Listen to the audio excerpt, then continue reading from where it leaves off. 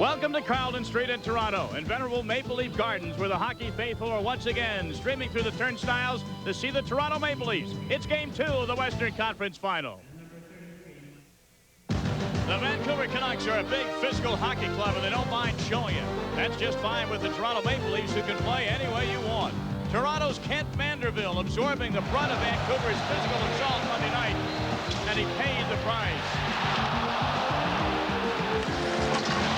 But the Leafs countered with a power play and held a 2-1 lead late in the game. Then, while leaving his net, Vancouver's Kirk McLean saved the day and set up Trevor Linden in the final minute of play. He did! He scored! On to overtime, and who would be the hero? Doug Gilmour? Maybe Pavel Bure? What about Wendell Clark? No, the focus would be on Peter Cecil. Toronto, he'll dump in. Bill Berg is onside and chasing. McLean beats him. The Leafs strike first, but will Vancouver strike back tonight?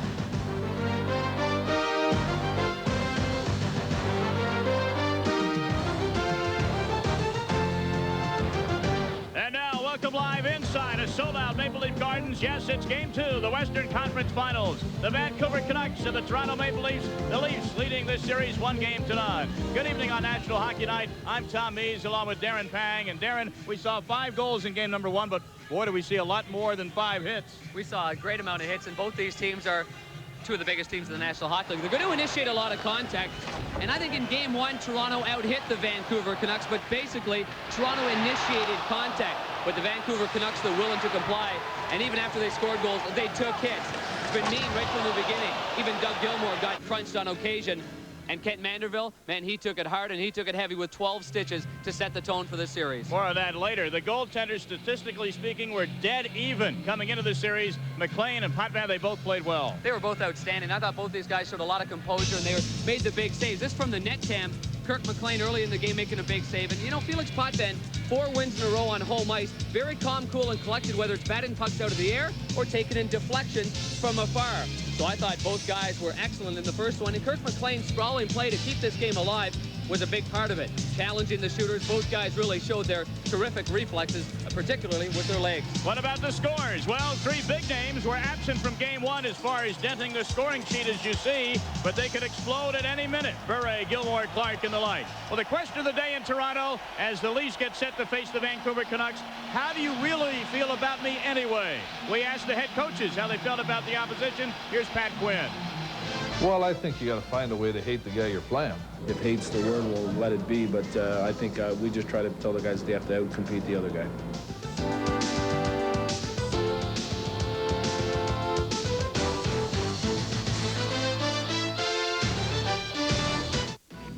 Jumpin', jammin', smashin', crashin', floorin', soarin'. Experience the high-flying world of Supercross like never before.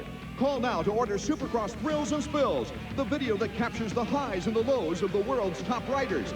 Endless Endo's roughest rivalries, biggest bloopers, and fantastic finishes. Can't miss action for the can't miss price of $19.95 plus shipping and handling. Call 1-800-225-5222 and order Supercross Thrills and Spills. All major credit cards accepted. Call now. This is you. This is the commercial you see. This is the number you call. This is the box that comes. This is the machine you get. This is the number you call. These are the exercises you do. This is how long it takes. This is how often you do it. This is the number you call. This is how you'll feel when you're done. The SoloFlex Muscle Machine, just $39 a month. Call now for a free brochure and video. This is the number you call. Lots of games coming up, huh? And everyone thinks they're on the best team. And everyone else stinks. Man, you guys got big heads. The Royals take on the Mariners tonight at 10:30 Eastern, live on ESPN. The Stanley Cup is up for grabs, so hang on.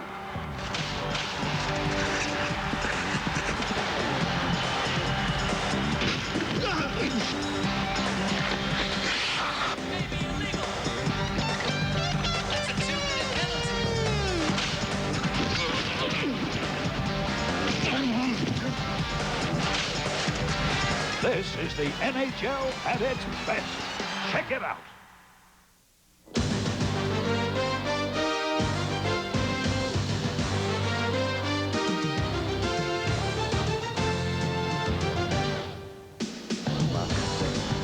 Welcome once again to the Stanley Cup playoffs here on ESPN. John Saunders along with Barry Melrose. We'll get you out to the game in Maple Leaf Gardens in a moment, but here's what's up tonight. Vancouver and Toronto game 2, followed by baseball. Kansas City and Seattle at 1:30 a.m. Eastern time. It's SportsCenter. And Barry, last night you had a chance to coach the Rangers and the Devils. The Rangers with the victory in game number 2 of their series. Tonight, what do the Canucks have to do to get this one tied up at 1 apiece? The Canucks have to get a couple things going. Number one, they got to get Bure back controlling the game. They got to get the puck in Pavel's hands. He has to take control of it. He's got to use his speed to create openings like this rush. And also, Toronto's doing a great job of stopping him. He's got to dish off to other players, open them up, and maybe draw a few penalties with his speed. They've also got to improve their power play. Toronto's got a great power play right now. They got to match it with this. You'll see right here, they put a man in front of the net, which is great, and that's what all power plays do, but they got to move it. Bure holds this puck here for 6 seconds before anything happens. Pavel's game is speed. They got to move the puck. Another thing, they got to be more aggressive than they were the other night. They're talking about hitting Vancouver's huge. They built the team for this night and this series. They've got to be more aggressive, and Gilmore's got to pay a price. He was hit twice hard. They got to do it every time he touches the puck. They got to make it very hard for Gilmore to play. Anytime he touches the puck, punish him night after night. He's not a big man. Make him pay a price to play. For Pat Burns, it's simple. We want the exact same thing once again. Allow one goal, and we'll likely win this one. How do you ensure that? I think you're just about right. Toronto played a very good game. They didn't give Vancouver a lot of chances. They contained Bure, which they must do. Their power play is the key. They got to continue blasting it at the net. They scored a goal on that. They got to be as physical as they were. They were more physical in Vancouver, which surprised me. But if they continue to do that and control Bure, it's going to be a tough series for Vancouver. Game number 2 of the Canucks and the Leafs is straight ahead from Maple Leaf Gardens in Toronto, Ontario, Canada. Pavel Bure and Wendell Clark. Will one tower above the other? We'll find out in a moment.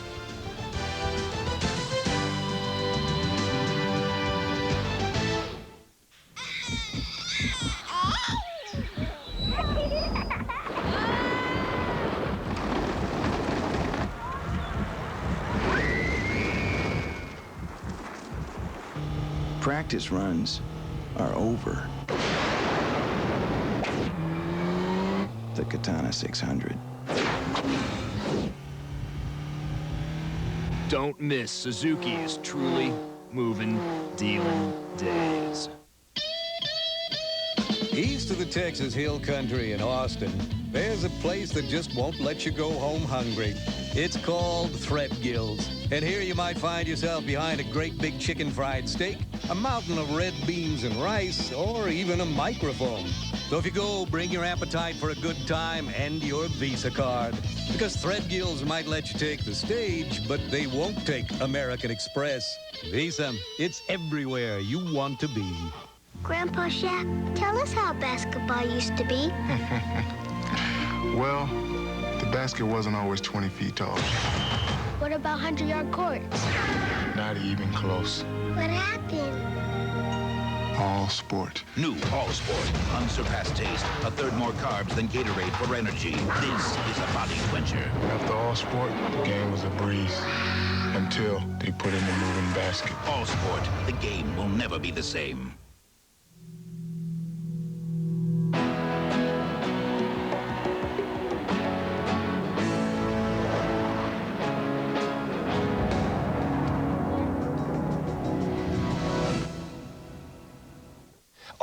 Hi. You know, this week, all Goodyear Eagles for performance cars and all Goodyear Wranglers for light trucks are on sale.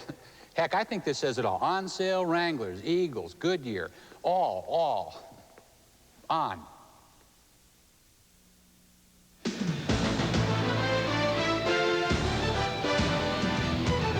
ESPN's coverage of the Stanley Cup playoffs is brought to you by Miller Lite.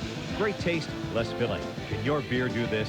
By Chevy Trucks, the most dependable, longest-lasting trucks on the road. And by Logo Athletic. Get real with licensed team apparel.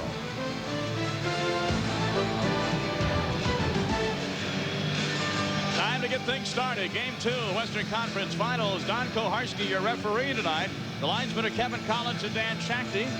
Along with Darren Pang, I'm Tom Mees. Kurt McLean in goal for Vancouver. Felix Potvin for Toronto. Gilmore and Ronning will vie for the opening faceoff, and it's loose at center. Dave Ellett for Toronto sends it into the Vancouver zone. The Canucks, if you're watching these two teams for the first time, Canucks in their road blacks with their gold and red and white trim. And the Toronto Maple Leafs, one of the original 6 franchises of the NHL, in their familiar home white and blue. And Wendell Clark takes a hard hit from Jeff Brown of Vancouver. Brown, the former St. Louis Blue, one of 6 former Blues on this Vancouver roster.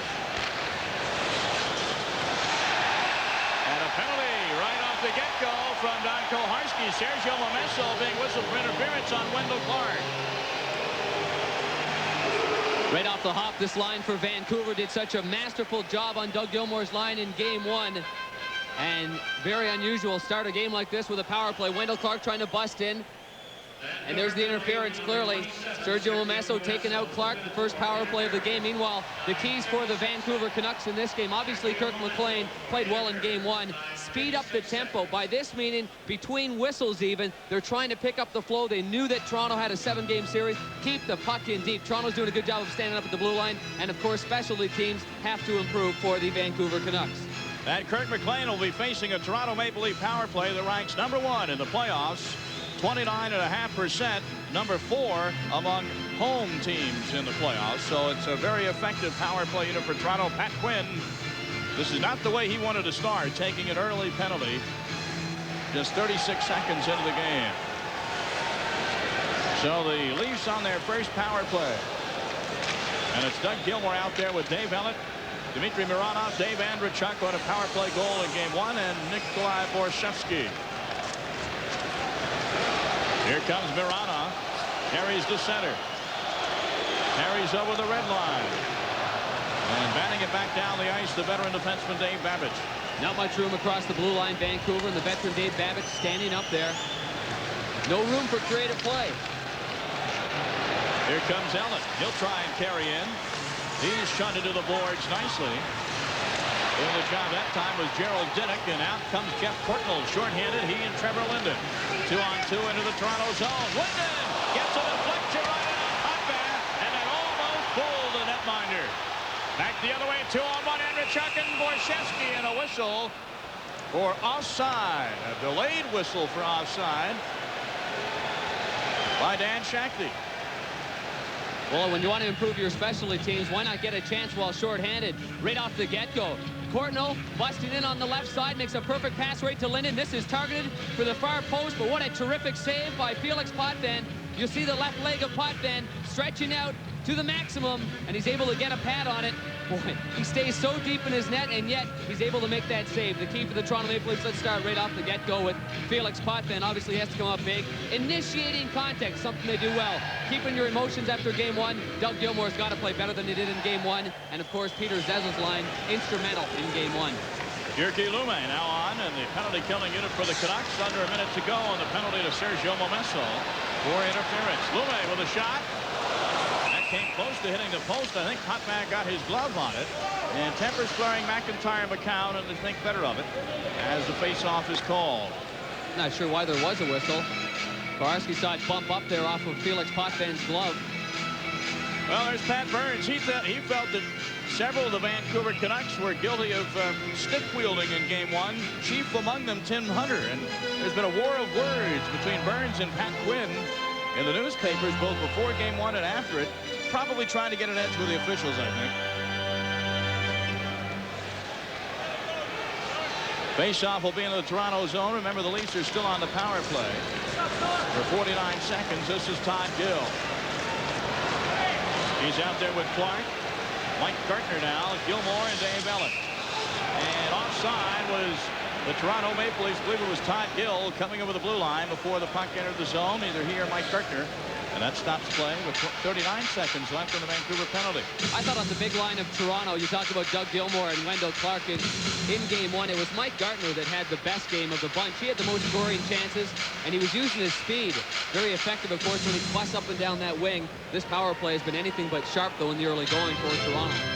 Gartner has scored 30 or more goals in the regular season, 15 straight years, and he's almost a point-a-man game, a point-a-game man, I should say, in postseason play. Despite the rap that he takes, he's scored 3 game-winning goals for the Maple Leafs so far in the Stanley Cup playoffs. Canucks dump it down. Oh, Hunter and Clark. Tim Hunter, we spoke about him. that Pat Burns was concerned about Hunter throwing his stick around, and he's out there now, and Clark's without a helmet.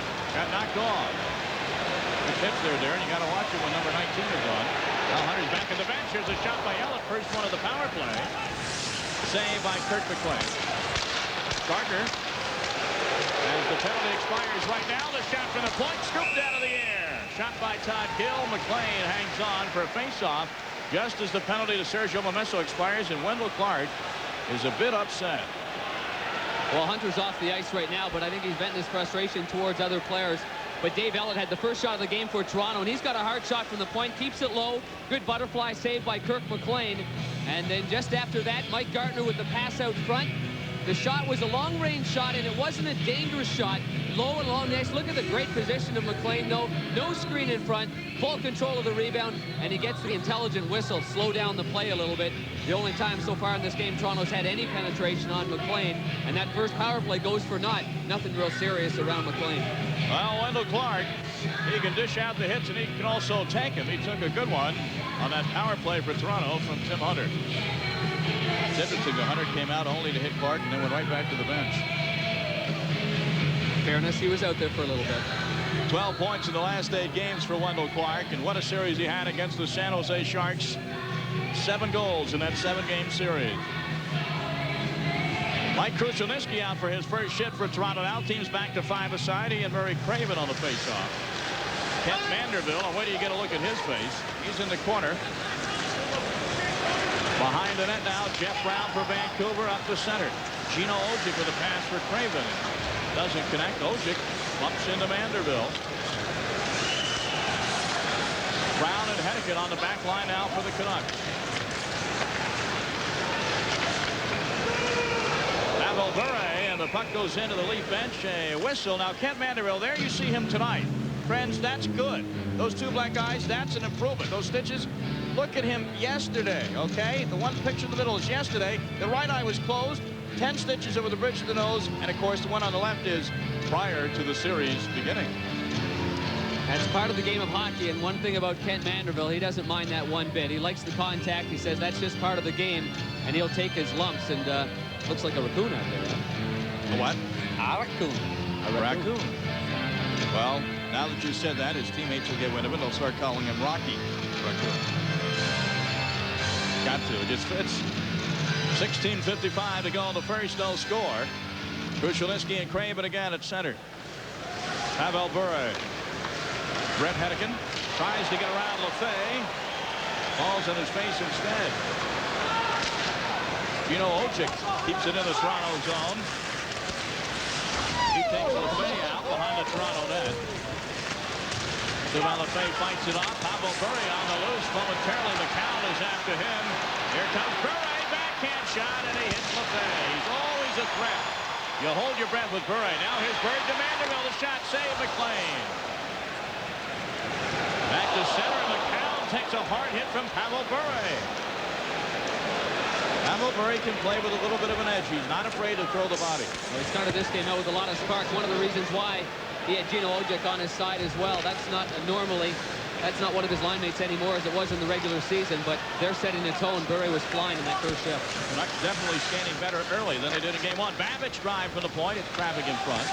Behind the net, Greg Adams. Ian McCown fighting for it. Babbage can't keep it in the Toronto zone. Nathan Lafayette regroups. Here comes Peter Zenzel around the net. Leaves it for Bob Rouse. Zenzel with it now at center, the hero of game 1 with 2 goals, including the winner in overtime. Trevor Linden off the skate of Lafayette. Offside is Greg Adams. Whistle sounds. 15:26 to go. The first, no score.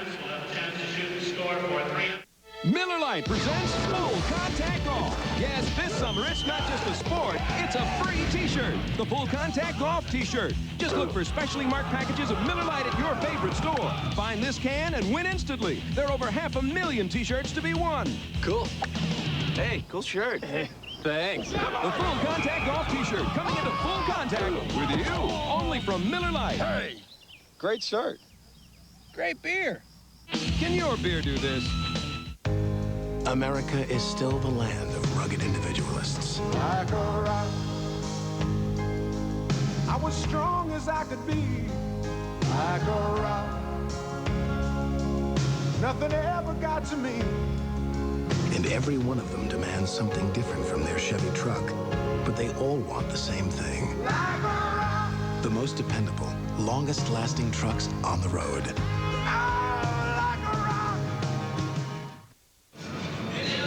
Well, the Russian Rockets' first shift in this game was an eventful one. First, the chance going around the slot on the backhand. That shot does get blocked, but he was showing plenty of jump. Physical part of the play, Jamie McCown, you got your head down. Forwards love to get those defensemen when they have the head down.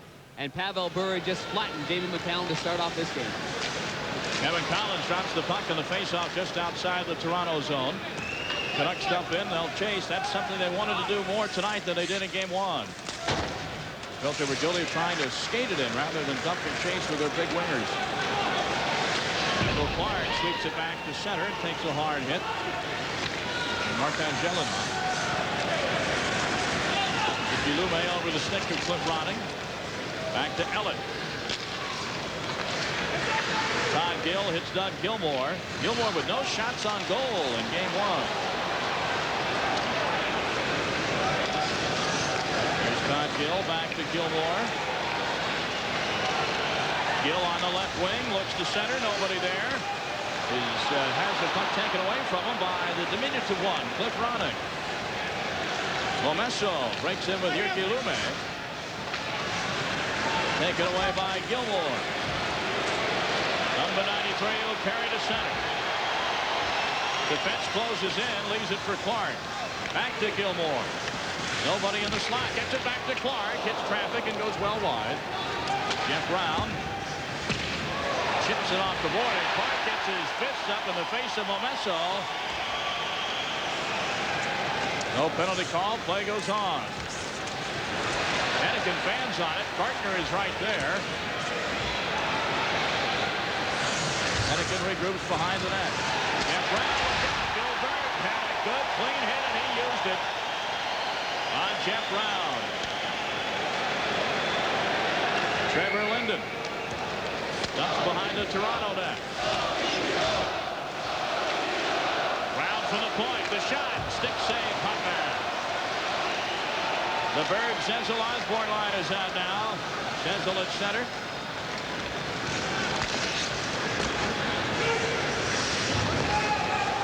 Brown in his own zone for Vancouver. They play just about 7 minutes of period number 1. Game 2. No score. Murray pitches in, can't control. Berg takes a hard hit from Divitt behind the play. Icing the call on Toronto as Dave Babich touches up. Pat Quinn talked about the importance of being physical tonight. I think if it opens up more, we'll see a few more hits, or at least more crunching hits. You know, their style is a little more positional and defensive oriented, and so a lot of times the opportunities for big hits aren't there. But you better believe, I think that the clubs will try to finish, both teams will try to finish their checks everywhere they can. That's Pat Quinn on the importance of continuing physical play tonight, and so far he's right. We've seen it. Absolutely. Bill Berg there with Jeff Brown having his back towards the play. Bill Berg levels him out. And I thought in game 1, Bill Berg was a big part of that. He had 4 real good hits. So far, though, Vancouver on top in that department. Face off in the Toronto zone. It's one back to the point to Diddick. His shot is wide. McIntyre did a good job winning that. Diddick fired a bullet wide. McIntyre fell down. That puck nearly hit him around the head. But he felt the breeze. Diddick into the corner. Ojic chips it behind for McIntyre. Can't get there. And here come the Maple Leafs. Krushelnyski at center. Krushelnyski with Rouse cutting down the slot. His shot is deflected by Hunter over the glass into the crowd. Face-off called. And Kenny Baumgart, oh surprise, he's on the ice with Tim Hunter. Oh, that's a good matchup right there. Though both guys identify their roles, and both guys can play the game, though, and that's one thing. Kenny Baumgartner's really come a long way in that department, and you know he's been an effective player in this series, and Tim Hunter's been an effective player for the Vancouver Canucks. Tim Hunter, meanwhile, he's trying to make an impression because he has played out a he's got a termination contract, meaning at the end of this year, he can go anywhere he wants to. And Tim Hunter's trying to make an impression in that department.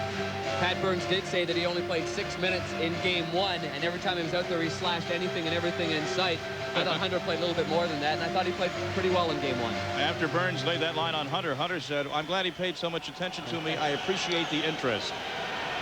So the war of words is on in the media, and if you think they mean all of what they say, you're wrong. A little bit of electioneering going on. Shot by Todd Gill just inside the blue line.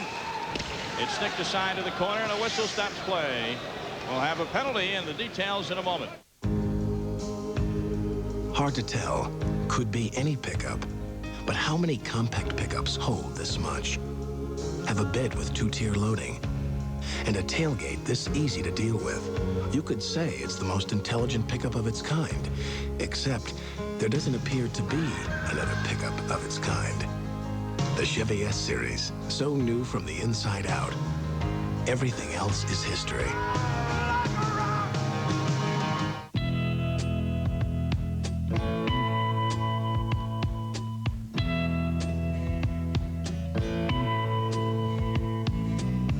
There's something happening here. What it is exactly clear. I think it's time to stop. Children, what's that sound? Everybody look what's going down. Get out of the old and get into the cold. Sunset in Toronto. Maple Leaf Gardens jam-packed for game number 2. And the referee, Don Koharski, in charge of things tonight early on. Koharski setting the tone right off the bat. There wasn't a lot of penalties involving the roughing kind. It was all interference and hooking in Game 1. Todd Gill to the right of your screen. Gets his stick up a little bit. I think he was sort of defending. It was Gino Ojic that came in, but that has been established right off the hop, right off the get-go. Meanwhile, Ken Baumgartner and Tim Hunter also had a little bit of holding, a little bit of infraction right in front of the goal as well. So you got Gill and Ojic each in the penalty box for 2 minutes for roughing. Face-off in the Vancouver end. Jyrki Lumme behind his own net. With Darren Pang, I'm Tom Mees. National Hockey Night tonight from Toronto. Game 2, Western Conference Finals. No score in this game. Toronto leads the series 1-0. Look at Ellett worked over Trevor Linden in the Toronto zone. 4-on-4 hockey now for the next minute 40. Jyrki Lumme's got Linden open at the point. Can't get it to him. Lumme shadowed here by Gilmore. Penalty coming up to the Toronto Maple Leafs. Delayed penalty call. Bure has it. Pavel Bure the shot. It's the stick shaft of the goaltender Potvin. Still the Leafs haven't touched it. Portnoy fans on it. Ellett finally catches up. Penalty call by Koharski and the Maple Leafs. Interference. Or is That's it going to be a holding? hold into Bob Rouse. That was behind the play right after Ellett had been going at it. And then it was right after the play of that. Bob Rouse, as the play continued behind goaltender Felix Potvin. Rouse had a good hold on him. Linden carries the puck up ice, one-on-one. Now, this is the situation. Dave Ellett and Trevor Linden, they continue to kind of hold on to one another, going for the puck. Ellett trying to eliminate Linden from the play. The puck goes right to Linden. And then it's just after that. You see Courtnall right there, 14. Now here's the hold on right here. Puck's not around him, and Rouse doesn't give up on that play. Good call by Don Koharski. And that's basically your holding call. So power play situation, a 4-on-3 power play for the Vancouver Canucks. So we'll see the likes of Bure and Linden, the two guys up front, with Jeff Brown and Courtnall, the other guy. And you have Senzel along with Jamie McCown and Bob Rouse out to try and kill this off. It'll be a 4-on-3 Vancouver power play for the next 1 minute 17 seconds.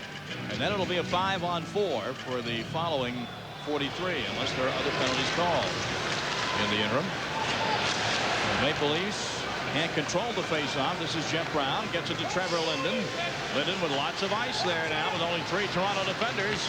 Back to Brown. Takes the shot from the slot. The save, Potvin. Senzel clears it. That's textbook play, killing a penalty.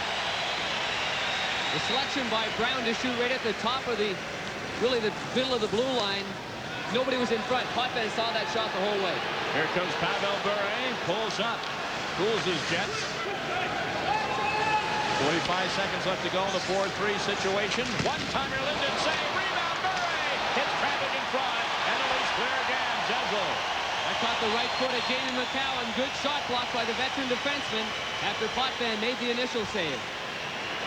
29 more seconds of this 4-on-3, and it's Bure at center. He may never have more open ice than he has now. As I say that, Vanderbilt right on him to poke it away.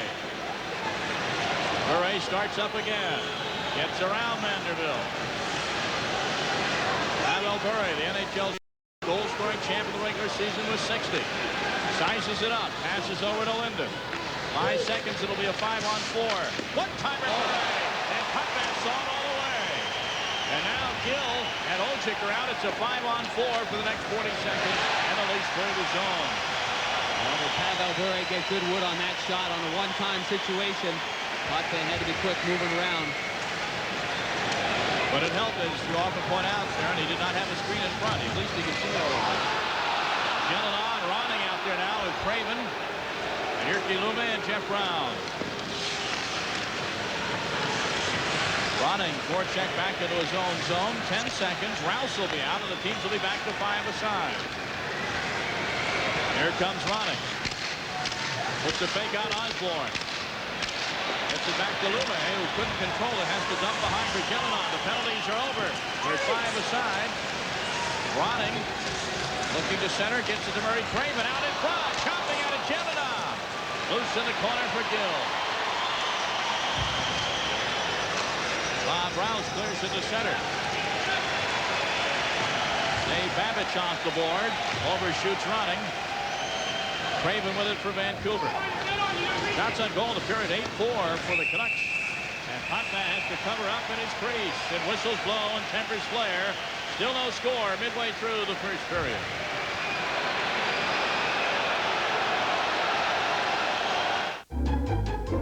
This is you.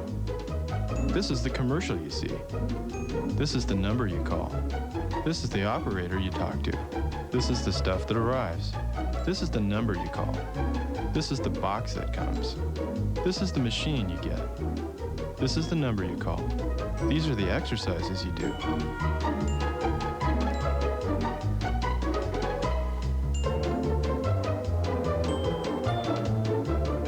This is the number you call. This is how long it takes. This is how many times a week you do it. This is the number you call. This is how your dog looks at you. This is how your pants fit. This is the number you call. This is how you'll feel when you're done. This is the number you call.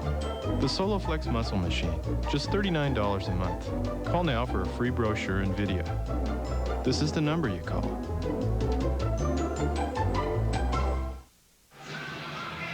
Welcome back to Maple Leaf Gardens in Toronto. Jeff Brown sets the table right here for Trevor Linden. Good hard shot to begin with. But the rebound right here, Jamie McCowan on his knees, makes the commitment, blocks it with his right foot. Then Pavel Bure on the one-timer. They set it up so well. Jeff Brown's very good at laying this puck out flat. Perfect play, perfect situation. Nullified by some quick movement by Felix Potvin. That's why they call him the Cat, and that's the Russian Rocket, Pavel Bure, who must have been glad on that 4-on-3 to see some open ice there, and something he did not see much of in Game 1.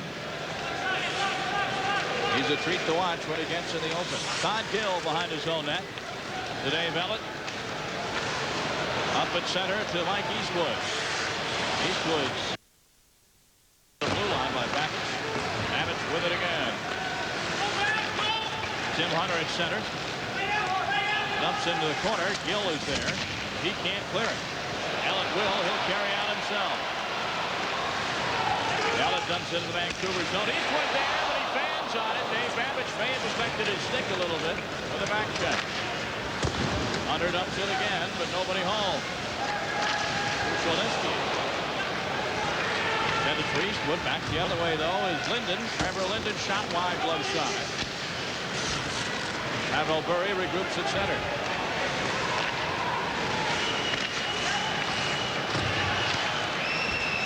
Bure carries in. To hit a breaking Brett Hennigan, but Gino Ojic, the only one open. And the Leafs clear it all the way down the ice. Icing the call on Toronto as Vancouver touches up with 8:08 to go here in the first period. Well, in game number 1, funny bounces off the boards might have cost the Vancouver Canucks the game with the overtime winner. Dave Ellett keeping the puck in deep. Eastwood anticipates the exact dump, Nice defensive play by Dave Babbitt. Last-minute hook. Got the stick of Eastwood up off the ice, and he wasn't able to capitalize on a backhand chance. But again, remember in Game 1 in overtime, that one dump-in resulted in Peter Zezel's goal from a bad angle, and they can have some funny little bounces. Have to know the rink, but the Vancouver Canucks and Kirk McLean haven't played a whole lot of games here at the Garden. These are lively boards, no doubt about that. Sylvain Lefebvre with Gino Ojic on his back. Zezel absorbs a hard hit, but gets it out to Osborne, and this is Osborne at center. Zezel and Berg. Zezel's shot. Had 2 goals in Game 1 and tested McLean there. Ojic without his helmet up to Bure. Bure overskates and it cost him. He's lost his helmet now, so you have 2 Canucks out there with the hair flowing in the breeze, as it were. Trevor Linden surrounded. Ojic gets it over to number 28 of the Vancouver Canucks. It's Brian Glynn. Big Glynn couldn't get a shot away. And Sylvain Lefebvre carries to center. 7:20 to go. No score. First period. Game 2 Western Finals from Toronto. Gelinas avoids the big hit from Wendell Clark. Martin Gelinas shot and a save made by Felix Potvin. Felix the Cat looks like he's on his game tonight. Well, Potvin and Kirk McLean, both guys have played real well in the early going. Meanwhile, Pavel Bure, here's one-on-one hockey right here. Berg did a nice job in Game 1. He continues his pestering on Bure. Bure loses the helmet. I think unofficially we've lost 12 helmets in the 2-game series so far. And there you have it. That's one-on-one. You're going to see a lot of that action. Bill Berg does a nice job of staying with the guy, sort of like that old pair of pajamas. And Pavel Bure still hasn't put the lid back on there. 11-game point scoring streak. He has been terrific. Momesso's shot, save Potvin. Bure obviously knowing that the eyes of the nation were on him, left his helmet off. Gelinas loses control, and Doug Gilmour pitchforks at the center. Kirk McLean waits. Plays it right into the chest of Mike Gardner, who cut it off. Fortunately for McLean, Gardner was at a bad angle to get a shot away. Here's Dmitry Mironov at center, trying to send Gardner in. Play would have been offside anyway. And a whistle stops play with 6:34 left in the first period. Still no score.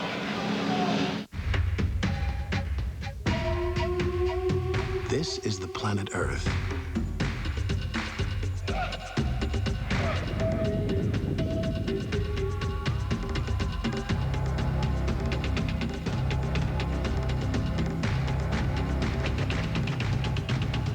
And this is the most popular line of sport utility vehicles on the planet. Chevrolet. Miller Lite presents Full Contact Golf. Yes, this summer it's not just a sport, it's a free t-shirt. The Full Contact Golf t-shirt. Just look for specially marked packages of Miller Lite at your favorite store. Find this can and win instantly. There are over 500,000 t-shirts to be won. Cool. Hey, cool shirt. Thanks. The Full Contact Golf t-shirt coming into full contact with you. Only from Miller Lite. Hey, great shirt. Great beer. Can your beer do this?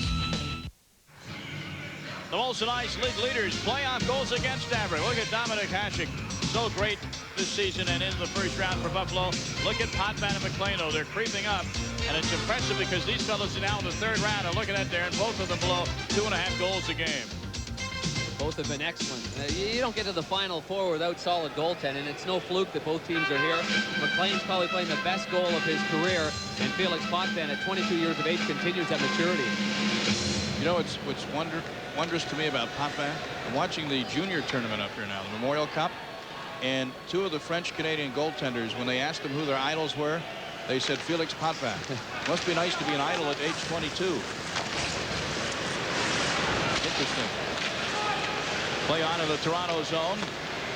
Murray Craven can't get it back to Nathan Lafayette at the point. Ellen intercepts. Dave Babbage will beat Andrechuk to it. Nathan Lafayette behind the net over the stick of Craven. Cardinal takes a hit from Nikolai Borshevsky, who's not known for throwing the body. Here comes Diddick pitching way in. A bad angle shot, well off the mark. And Andrechuk will clear it at center, off the skate of Borshevsky. Here comes Mike Eastwood. He's 1-on-4, so he'll try and center it. If he can't get it done.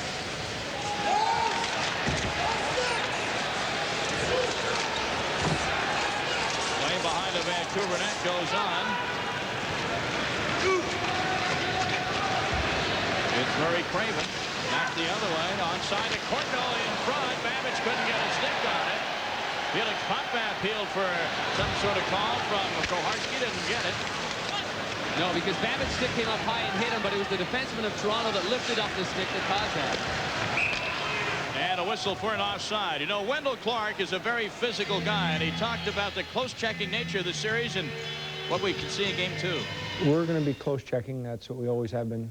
And they play well defensively as well. They've, you know, their check line kept us intact. And in game 2, I think they'll come out with more jump. They traveled and played, so game 2 they're going to come out. They hadn't played in a few days, so they'll come out with more jump. So we'll have to be even more ready than we were in game 1 because game 2 they'll be a better team. And the Vancouver Canucks have been a pretty solid team in the early going. Vancouver out shooting the Toronto Maple Leafs 12-6. Wendell Clark looks on. He's been a big part so far. Look for him and Hunter. They've been going at it every time they're on the ice. Tim Hunter and Wendell Clark have been going at it. Vancouver out hitting Toronto 10-5.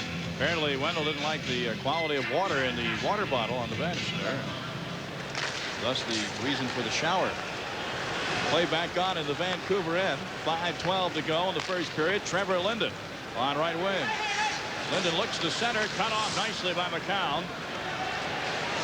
Bill Berg up to Cecil. Cross ice to Osborne. Jeff Brown goes back for it for the Canucks. Next 3 games of the series will be at Vancouver's Pacific Coliseum. That's why the Canucks are putting a premium on winning this game tonight.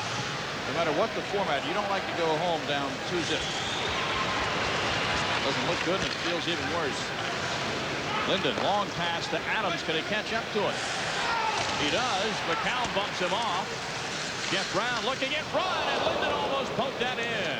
Trevor Linden came from out of nowhere. Greg Adams shot. Linden again in the crease. Pavel Bure on a loose puck behind the net. Tries to put pressure on. Fans on the first shot.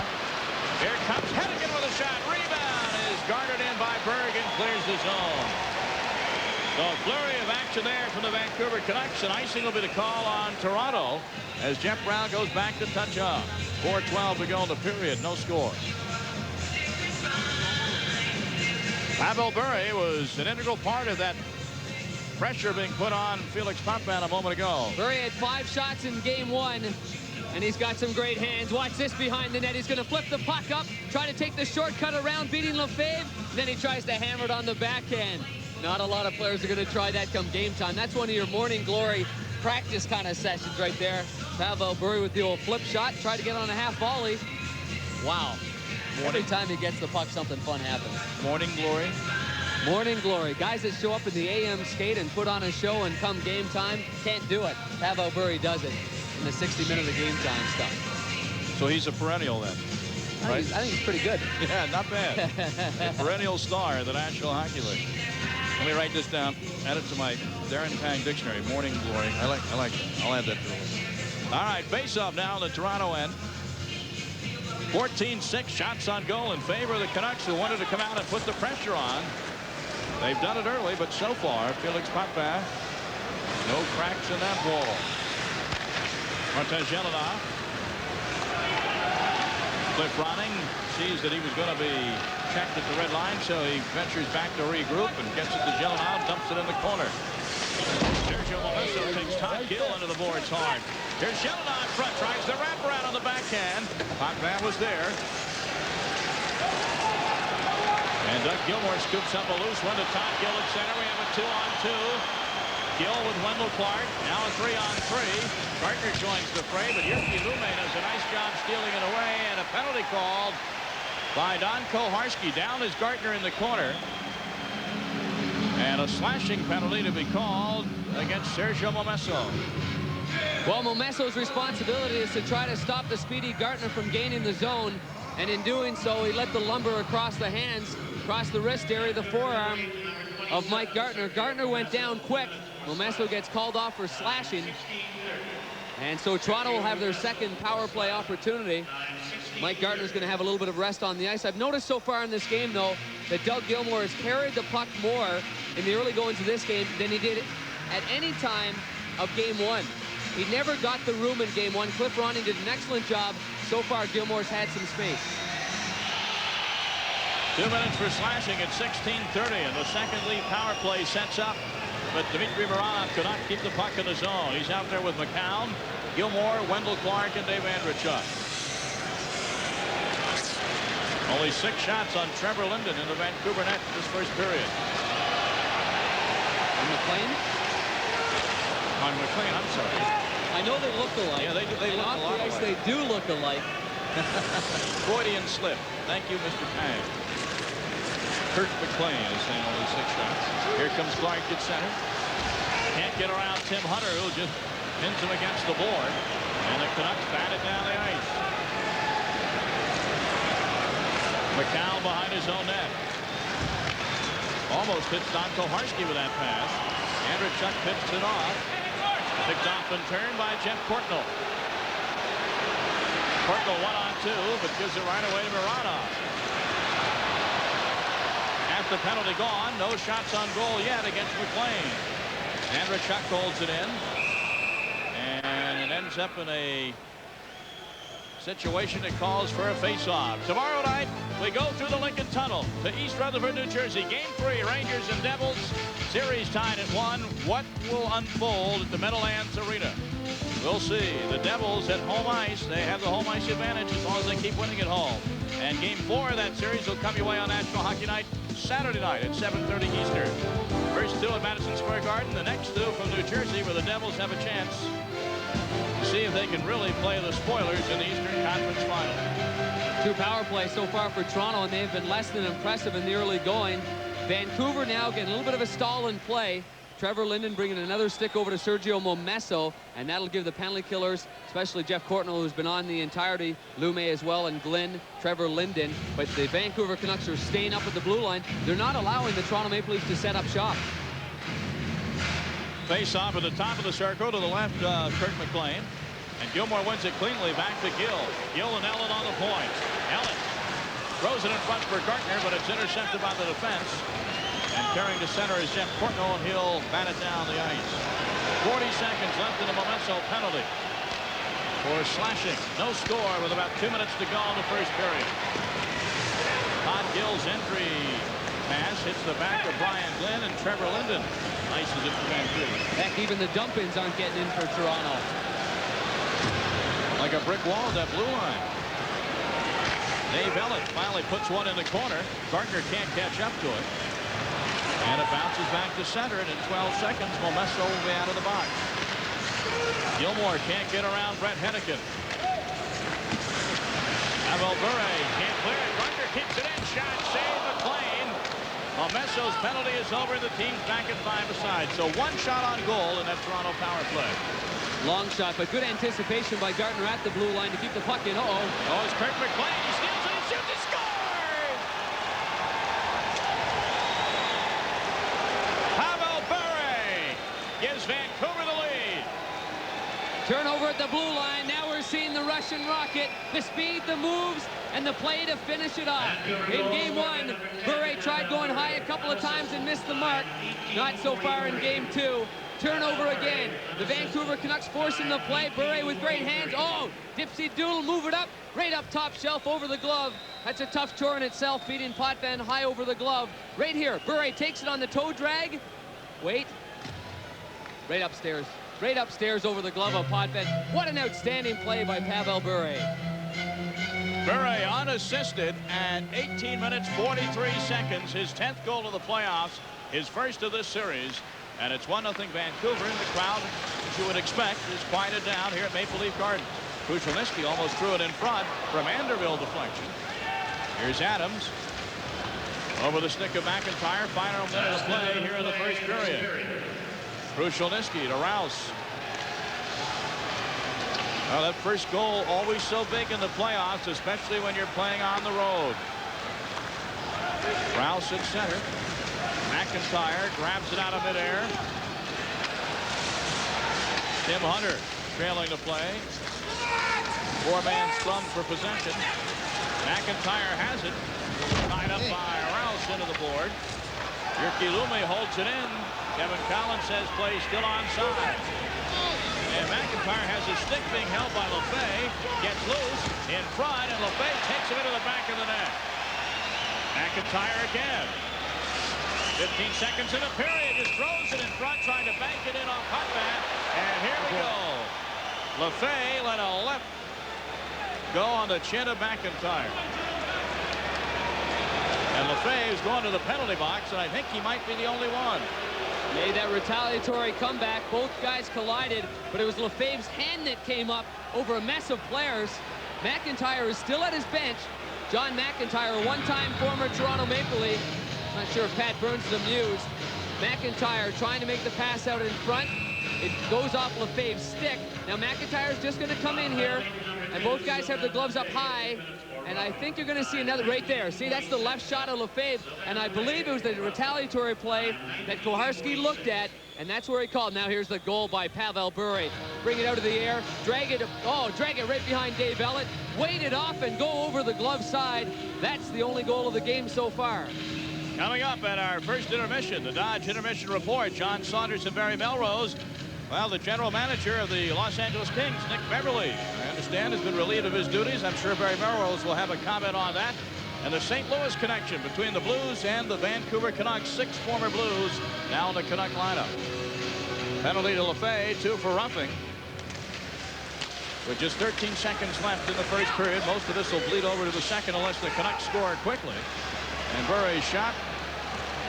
Peter Zenzel blocks it at the blue line, and Zenzel has a little bit of a disagreement with Trevor Linden as the first period horn sounds. Pavel Bure, the lone goal scorer of the first period. Shots on goal in the period, 15 for Vancouver, 7 for Toronto. The Canucks seeking to tie up the series, lead at 1-0 after 1. Now the Dodge Intermission Report. John Saunders and Barry Melrose. All right, guys, thanks a lot. Welcome to the Dodge Intermission Report. Pavel Bure scoring the goal, and this one is 10th of the playoffs. The Canucks 8-1 when they score first. But you mentioned it before the game. He had to get more involved. He's really done that. I was lucky enough to coach him in the All-Star game this winter, and I got to see him practice and play a whole game, and he is fantastic. That's why goals like that are the reason he's going to own most of BC when he signs his new contract. You also mentioned it last night that when you get to this point in the playoffs, teams are very even, so you want to play for those chances when you have a man advantage. But sometimes that backfires against you. Show us why. Well, there was a play early in the period, and what happened is people at home wonder, why does a team get a scoring chance when they're shorthanded? And there's always a mistake here. Right here you see Ellett get it. He doesn't get the puck deep, but you see 3 Toronto guys trapped. They're all going to the net expecting him to get the puck deep. And you see 3 Vancouver guys ready to jump on the puck. Right here, Gilmore loses it also. Now we create a 3-on-2. So Vancouver's going to get a good scoring chance because of an outnumbered play right here. They get a good scoring chance. Now Vancouver's turn to make a mistake. Dave Babbage, the defenseman, follows up too close in the play. Now he's out of the play. Toronto gets a 3-on-1 on the way back, and all the hockey players at home are running, what the heck's going on? Nothing, no damage done, but you saw mistakes at both ends, and that's what happens why every once in a while on a 2 or in a shorthanded situation you get a goal scoring chance because of a mistake at the other team's blue line. Yeah, the biggest mistake in the game thus far, though, is not finding a way to stop Pavel Bure. He scores the goal. 1-0 is the score. When we come back, a shake-up in the front office of the Los Angeles Kings. We'll have more on that and the Rangers-Devils series when we return.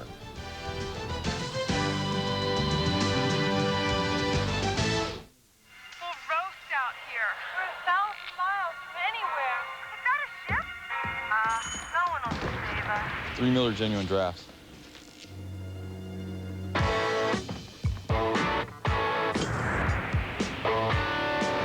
Cold filtered Miller Genuine Draft. The cold one. For those who've discovered its smooth draft taste, the world is a very cool place. Hey, I've been attacked by sharks. And struck by lightning. Sometimes I get it, sometimes I give it. Come on, in this league, the fans are as tough as the players. Chelios, you're a bomb! Win! Get real. Logo Athletic, licensed team apparel. It may be too much to handle. It's Mode 7 rig rotation and bone-crushing checks. It's NHL Stanley Cup hockey, part of the Super NES Sports Network, and it's in a league of its own. Every day, thousands of new customers are finding QVC a great way to shop. All you need is a TV and a phone. Thank you for calling QVC. This is Kim. QVC relies on AT&T 800 service to bring in as much as $70,000 per minute. Each dollar begins with a customer calling. AT&T makes sure huge volumes of calls get through 24 hours a day. If agents are busy in Virginia, calls are routed to Texas or Pennsylvania. QVC always gives customers more than they expect. That's why AT&T works for me.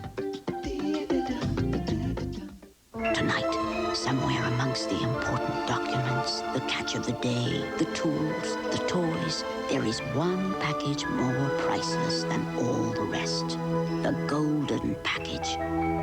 It must be watched over, and come what may, it must complete its journey as promised. But which one is it? No one knows which one is the golden package, so every package will be treated as if it were.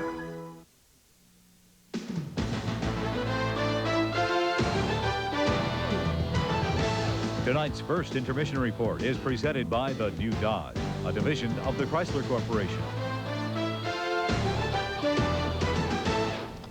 Welcome back to the New Dodge Intermission Report. John Saunders along with Barry Melrose. 1-0 Vancouver leading Toronto after one period of play. As we mentioned, the Los Angeles Kings with some changes. Nick Beverley has been fired as general manager and Bob Owen as director of player personnel. Beverley had been the GM since 1992. Now, we have to ask you this because earlier in the season, when your team was struggling, you thought that the Kings were undersized. You were being outmuscled by everyone. Do you think that owner Bruce McNall is responding to that? Well, I'm not sure that was the reason Nick was fired.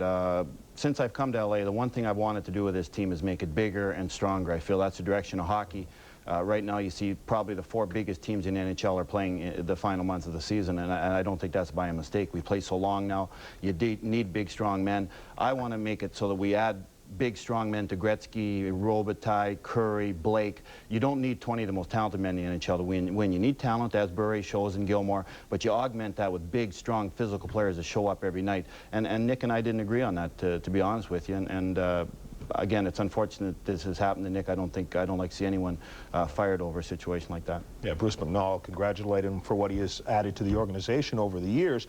Now, as replacements, any idea who Mr. McNall might want to put in there? No, I don't have any idea. There's a lot of names have been mentioned all throughout the spring, rumors and stuff, but it'll be interesting, even for me, what'll happen. And with my situation, if they bring in a general manager, is he going to stay with a coach like myself, or what happens? So there's a lot of answers or questions yet to be answered in our organization. Well, if they don't, you know you have a job here after this season. Is that writing?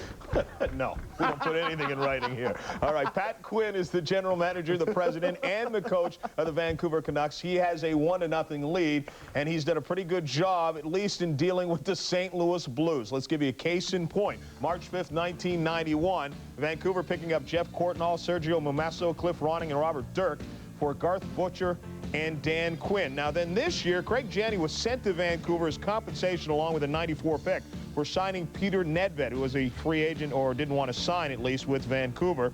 They traded Janney back to St. Louis for Jeff Brown, Brett Hedican, Nathan Lafayette. So actually, not singing the blues is probably a good term for when dealing with the St. Louis Blues, because Vancouver's come out very well. Well, I think you just saw 2 different philosophies in Vancouver and St. Louis. St. Louis want talented men. Nedved, Janney are very talented. They built their team around talent. They feel that's the way to go. Mr. Quinn has built Vancouver with talented men surrounded by the big Momessos, the big Hedicans, people like that. So it's been great for Vancouver. That solidified their team. Yeah, the biggest difference between Vancouver and St. Louis right now is Vancouver is still playing. St. Louis is not. But a couple of ex-Blues, now Canucks, talk about some other differences. Here, I've been able to play with a lot more confidence. In St. Louis, I got called up, and I was kind of up and down on the bubble quite a bit, kind of living out of a suitcase, not knowing where the next week I'd be. And it turned out, I think that affected my game a little bit in that I was afraid to make a mistake. And instead of going out and trying to do something offensively, I was playing not to get scored on. And that hurt my game, and I've been able to come here, and the coaching staff has had confidence, and I've been able to play a little better. You know, there's so many different types of people in the St. Louis team, and the money bracket. I think sometimes, you know, when you have different money brackets, so many high-paid players, that it makes it difficult for us guys that don't make a lot of money to fit in. It just seemed like it was hard for me to fit in with a lot of guys on that team. Here, I feel like I can just come to play hockey and enjoy the game. Very interesting to hear players talking about other guys who are making more than them affecting their play. Does it affect them, do you believe? It's going to become a problem in the NHL. You've already saw George Karl talk about it with Seattle and the money problems in basketball, and you hear baseball all the time. Hockey's approaching that. We're getting millionaires on every team. Vancouver's going to have a guy, Brett should be realized, going to make $6 or $7 million in Vancouver with Bure.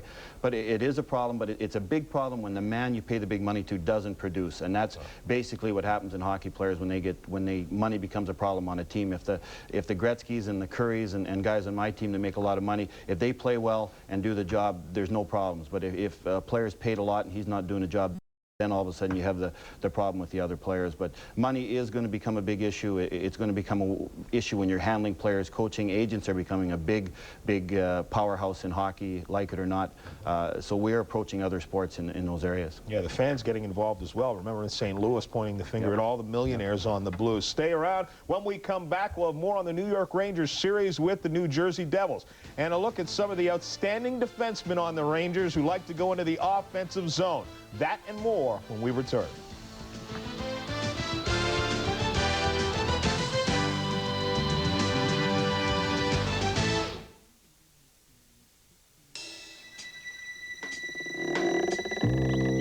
Every Dodge Neon comes with an advanced single overhead cam 16-valve engine, and its 132 high-tech horses should come in mighty handy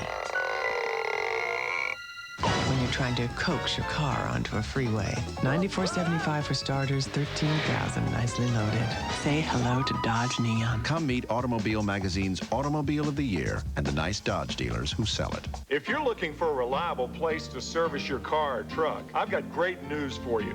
It's a Pep Boys Automotive Super Center. No matter what you drive, their ASC certified technicians are here when you need them, day or night, even on Sunday. For Raybestos brakes, TRW rack and pinion repair, diagnostic tune-ups, even air conditioning. For dealer quality service at prices you can afford, come to Pep Boys and drive away happy. All right, let's go. Let's go.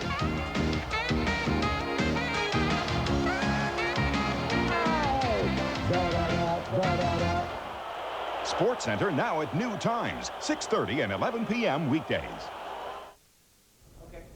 Welcome back once again to the New Dodge Intermission Report. When you look at the Rangers-Devils series, there's a different style between the defensemen. And with the Rangers, their top two scorers are defensemen from the regular season, and there's a big reason why. Two very good defenses, but they're different. The Rangers have a real attacking style defense. You'll see them, and it's called pinching. We use the word pinching all the time in hockey. That means when the puck goes around the wall, a defenseman pinches. Here you see Leach throw it in deep. You also see the Ranger forward going out to pick up his point, which is paramount importance in this situation.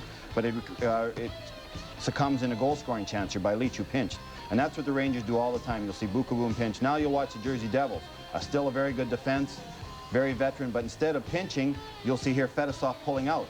And they pull up and plug up the neutral zone more so than take an offensive chance. Right here you'll see the foreman back in the neutral zone, and a little bit different style. But the Rangers create a lot of offense. Leach and Zubov do it, and to great success. But the Devils pull out rather than pinch. Yeah, and make sure the forwards come back and help you out on those. We'll continue with more in just a moment. 1-0 is the score after one period of play. Vancouver's Pavel Bure, what a move right there. Then he goes upstairs. His 10th of the playoffs. That's a Canucks playoff record.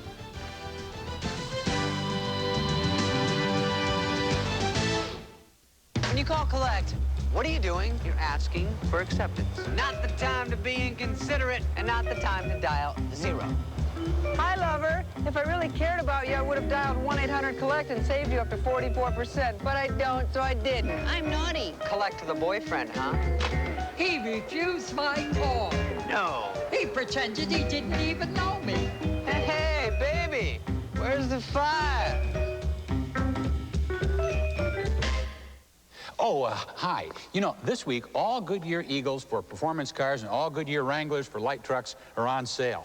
Heck, I think this says it all. On sale Wranglers, Eagles, Goodyear, all on. Okay, give your thirst a squirt. Give your thirst a squirt. Select squirt bottle tops with the words "Give your thirst a squirt" and win a private tropical island vacation for two. No. Or win thousands of instant prizes. Give Squirt your thirst a... Oh, almost had it. Remember, man, it's give your thirst a squirt.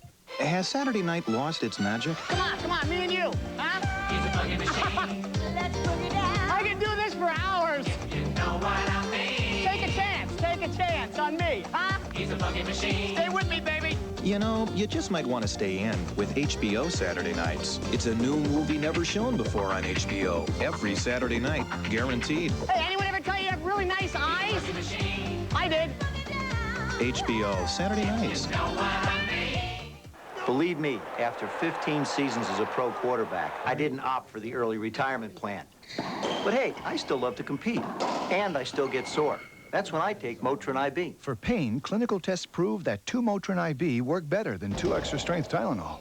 And Motrin IB is the same Motrin doctors prescribe, but in non-prescription strength. I'm not about to take this retirement business lying down. Motrin IB. It's fast, it's powerful. For me, it's the one that works. It's a doubleheader tonight. First hockey, then baseball. The Royals and the Mariners. Ken Griffey Jr. with 15 home runs leading the majors. And then tomorrow night, game number 3 as the Rangers take that long road trip across the Hudson to face New Jersey with the series tied at 1 apiece. Back with our second period in just a moment.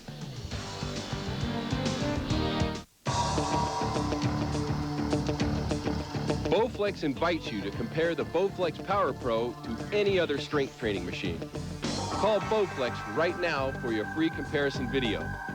You'll see that Bowflex is simply your best choice. Bowflex is faster, and it's easier to use. Bowflex is more effective and offers about twice as many exercises than other machines.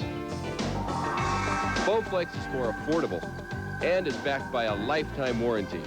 So go ahead, call right now and ask for your free comparison video, and we'll also send you this free brochure that will help you get all the facts so you can make your own comparison. Bowflex.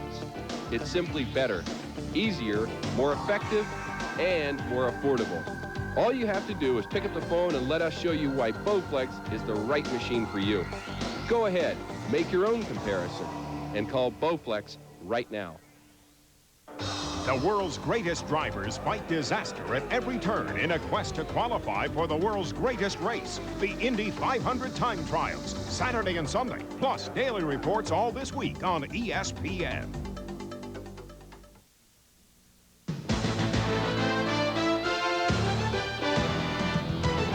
ESPN's coverage of the Stanley Cup playoffs is brought to you by Visa. It's everywhere you want to be. By Bud Light, the official beer of the National Hockey League. And by the new Dodge, a division of the Chrysler Corporation. Welcome back to Maple Leaf Gardens. Second period just about to get underway. Let's take a look at the only goal of the first period, unassisted by Pavel Bure. Poor selection by Toronto in removing the puck from their own zone. And Dmitry Mironov goes to the side where there are going to be no Toronto Maple Leafs. You see 2 guys going high, Borshevsky and Gardner, but this is Pavel Bure that intercepts that play, drops it, makes a great move, dragging it by Elliott, and then going water bottle knocking up under the crossbar. And from the goaltender's perspective, watch where the water bottle is. After he pushes it ahead, Elliott commits. One-on-one now. Oh, right over the glove. Great shot by Bure. Don Koharski, the referee, taking no nonsense in that first period. You recall, late in the first period, Sylvain Lefebvre was sent to the box for the Toronto Maple Leafs. He still has 1:46 left in his penalty. And that penalty was for roughing late in the first period. So the Canucks, with a 1-goal lead, open the second period on a power play. You got Linden, Courtnall, Lumi, Brown, and Pavel Bure on the power play unit. Oh, a crazy bounce off the boards, and lucky for Felix Papa, Bill Berg was there to ice the puck. That puck was just whistling around the corner, and it hit a chink in the boards and came straight out on the slot. The partition that separates the glass dividers. Sometimes they jet out just a little bit, just enough so those dump-ins will carry them in off. That's why you see a lot of goaltenders when the dump-ins are high along the glass, they would just as soon stay inside their net instead of going out behind it. Jeff Brown behind his own net. 1:05 now left on the Sylvain Lefebvre penalty for Toronto. Brown dumps her in the corner. Bure and Berg go in for it. Yerky Lume controls at the point over to Jeff Brown. Lume measured it up, takes the shot. The save initially by Potvin. The rebound ends up in the corner to his right. That was awfully close. Lume. Linden with it now. The hero late of game one who tied that game up at 2 with 30 seconds left. Only to see Toronto win in overtime and a goal by Zensel. Here's Trevor Linden. Back to Lume. Brown winds up, hits the stick of Zensel. 25 seconds to go in the Vancouver power play. Pavel Bure with it. Surveys the situation. Tic-tac-toe play to Linden in front, but Rouse had his stick tied up. Jeff Courtnall taken out of the corner by Rouse. McCown for Toronto around the boards. Brown keeps it in. 8 seconds, the teams will be even. Bure with a one-timer on a centering pass from Courtnall. He tried the wrist shot. And unsuccessful with 4 seconds left on the Lefebvre penalty. Oh, these two teams, Vancouver is clearly the sharpest team. Puck movement, their anticipation, solid. Lume now from the point, drags it across. A good first shot. See this puck in the air? Would it have been high sticking? Awfully close, might have been. But that was Pavel Bure that tried to knock her home past Potvin. Courtnall as well, right in front. You see the traffic in front. Lume bringing it across the grain. And that shot sneaks through a lot of traffic. That's a very good save by Potvin. And there's Bure, that good hand-eye coordination. Pavel Bure trying to knock it out, and is it below the crossbar? Oh, good save anyway, but that's the key. If his stick is above the crossbar, that would have nullified the goal if it would have gone in. That would have been reviewed. You can be sure of that had it gone in the net, because the Leafs would have claimed a high stick and had to take a look at it. Bure in the corner. Gill is on his back, takes. Jeff Brown down. Jeff Brown in the corner. In front there. Jelena closing in on goaltender Potvin, who gloves it, holds on for the faceoff with 2 minutes gone here in the second. So as Potvin makes a save just before that, one of his most rugged defensemen, Todd Gill, taking out the body. Puck going to the corner. Martin Jelena, Todd Gill. Uh-oh, thank you. Little left hand on Jelena. Jelena goes fighting down there a little bit. Little battle, good battle. Whoa. There you have it. Good physical play. Yeah, good physical play. A couple of 23s knocking heads. Gilmore and Ronning, and Doug Gilmore wins the face-off for Toronto. The Leafs only have 7 shots in this game. 5 of them have come from defensemen. Only 2 shots in the game off of forwards for the Leafs. And here's a forward. Gardner gets in the corner to rips one off, and McLean is there. Gardner in the corner. Puck loose for Gilmore behind the net. He's very dangerous from there. Decides to get it to Gardner in front. His backhand hits the defense, and here comes Vancouver. Martin Jelena can't get around Ellen. Babbage pitches in. Clark and Momesso tie each other up. Todd Gill screens off Momesso, who's a real load out there. And here's Martin Jelena. His centering attempt for Ronning goes to the sideboard and back to center. Playing out of his net. We'll see if Doug Gilmore can answer the bell. The only goal of the game coming off Bure's stick. Cliff Ronning dumps into the corner. Mironov and Craven tie each other up, and Gill is there for the Leafs. Todd Gill at center. And a whistle by Don Koharski as Clark gets a stick up with little Ronning. And Cliff Ronning is being asked to take a seat for 2 minutes. The Leafs are going to go on the power play when we come back. This car is 18 feet long, weighs over 2 tons, has dual airbags, anti-lock brakes, and a sophisticated impact management system. The new Dodge Neon also has dual airbags, available anti-lock brakes, and a sophisticated impact management system. The rich, it would appear, do not have it all. Say hello to Dodge Neon. $94.75 for starters, $13,000 nicely loaded. Come meet Automobile Magazine's Automobile of the Year and the nice Dodge dealers who sell it. I finally made it to the big leagues. And my first game, we get the call. And I'm thinking, how lucky can a guy get?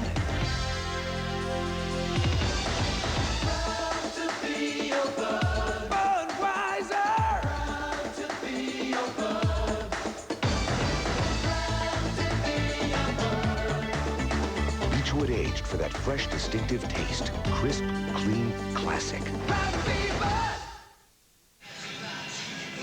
The Toronto Maple Leafs will go on their 3rd power play of the game. On the left-hand side of the screen, you see the two-handed slash by Cliff Ronning. a retaliatory play after Wendell Clark had got his stick on Ronning, so Ronning's going to sit for 2. And the lead power play unit to start with is comprised of Eastwood, Andreychuk, Mironov, Ellett, and Nikolai Borshevsky. We're seeing a consistent flow to Don Koharski, the referee. He's calling the retaliatory stuff. Calling the physical penalties, unlike what we saw in Game 1, where a lot of the interference and hooking were called, but a lot of physical play that might be judged penalties was not called. Here's Andreychuk just inside the blue line, going for his own rebound, and McLean has to stick it aside. Mironov hit the point. Toronto looking for the tying goal on this power play. Dave Ellett over to little Borshevsky. Borshevsky cruises in, centers in front. Now he has it again back to Ellett. Ryan Glynn went down in front to help block that. Here's Borshevsky, controls with a skate, the shot, Andreychuk on the doorstep. McLean is down on his backside, and it's still loose. And Jyrki Lumi clears the zone for Vancouver. Man, did Dave Andreychuk pay the price for getting a shot on goal. He was hit by at least 2 Vancouver Canucks once he was on the ground. Ellett has it taken away and cleared out by Glynn. Doug Gilmour carries back in. Andreychuk just throws it in the corner. Mironov is there, hits a loose stick. Mironov still controls it. Ellett with a shot, saved by McLean. His best save of the night. Whipping that stick out to the right to get a piece of it. One-timer, hits traffic in front. Mironov back to Ellett. To Gilmour, the one-timer, he's wide of the goal. Gets his own rebound back to Ellett. 29 seconds to go in the penalty. They score! Mironov!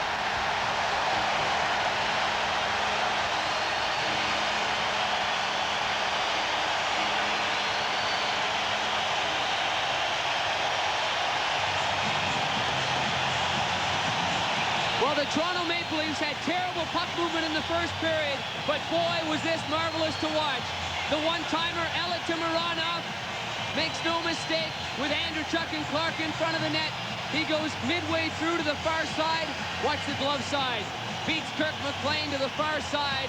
Dave Andreychuk right on the doorstep. Remember Game 1, that tag team, Mironov, right over to Dave Andreychuk on the tip in? Not this time. Mironov got all of that one. Great movement, though, again. Gilmour around the net.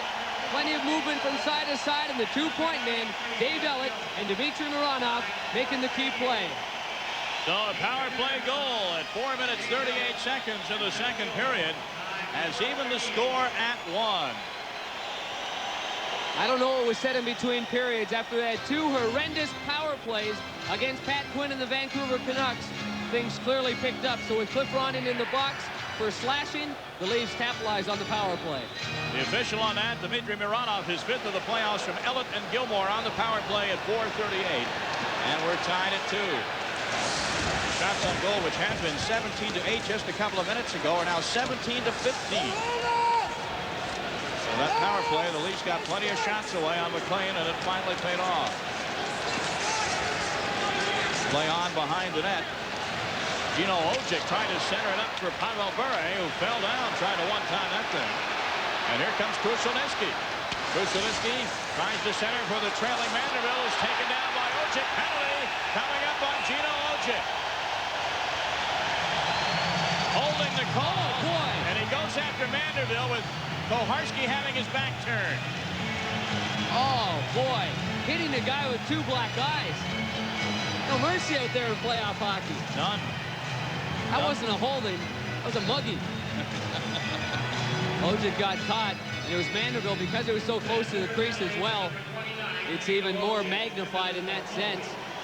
But Ojic was clearly all over Vanderbilt after Vanderbilt. I'm not sure if Vanderbilt would have had a chance or what. I don't think he did on McLean, right to McLean's right. But the Toronto Maple Leafs are pouring it on somewhat here as Hedekin has limited his man, Krushelnyski. And the puck had come out, but it wasn't really going to be a chance. But clearly, Ojic had all 2 hands on him. And as Vanderbilt was getting up now, you see the 12 stitches, the broken nose, the cut over the bridge. And then he nearly gets whacked in the face. Oh, the fist was coming up. But Vanderbilt mugged by Ojic right there. And so the Maple Leafs now are going to really get some momentum. Their 2nd consecutive power play. And the first one of this period was truly tremendous. Great puck movement. Now Ojic wants to give him a shot right there. Frustration by the Vancouver Canucks and Gino Ojic. So Ojic will sit for 2 minutes. At 5 minutes and 15 seconds, and Pat Quinn demanding an explanation from Don Koharski and Dan Shakty. Meanwhile, Pat Burns is probably wondering, what are the referees going to do to talk to Pat Quinn? Well, there's a police officer right there, and there's something happening behind the bench that has disrupted Pat Quinn, and that's why the officers of the law are taking over here at Maple Leaf Gardens. You know, they didn't used to have those cops behind the benches years ago, and it caused some problems. Thankfully, not now. Canucks control the face-off. Dave Babich ices it. Puck babble even for Dmitry Mironov, who's back out there with Ellett. Eastwood, Borshevsky, and Dave Andrechuk to start this second consecutive Toronto power play. Andrechuk has it skip over his blade. Ellett tries to keep it in, can't do it. And McIntyre's at center with Tim Hunter. 2-on-2. The trailer is Diddick. Hunter had his stick tied up nicely by Ellett. Here comes Eastwood back the other way. 1-1 hockey game now. Game 2, Western Finals, Stanley Cup playoffs on ESPN's National Hockey Night. Leafs won the first game in overtime. We'll all move on to Vancouver for games 3, 4, and 5 if necessary in the Pacific Coliseum. Game 3 will be Friday night. Here's Gilmore at center. Dipsy doodles around. Jeff Courtnall back to Ellett. Ellett tees it up. He's wide left side. Gilmore gets it back to Ellett. Ellett for the one-time score!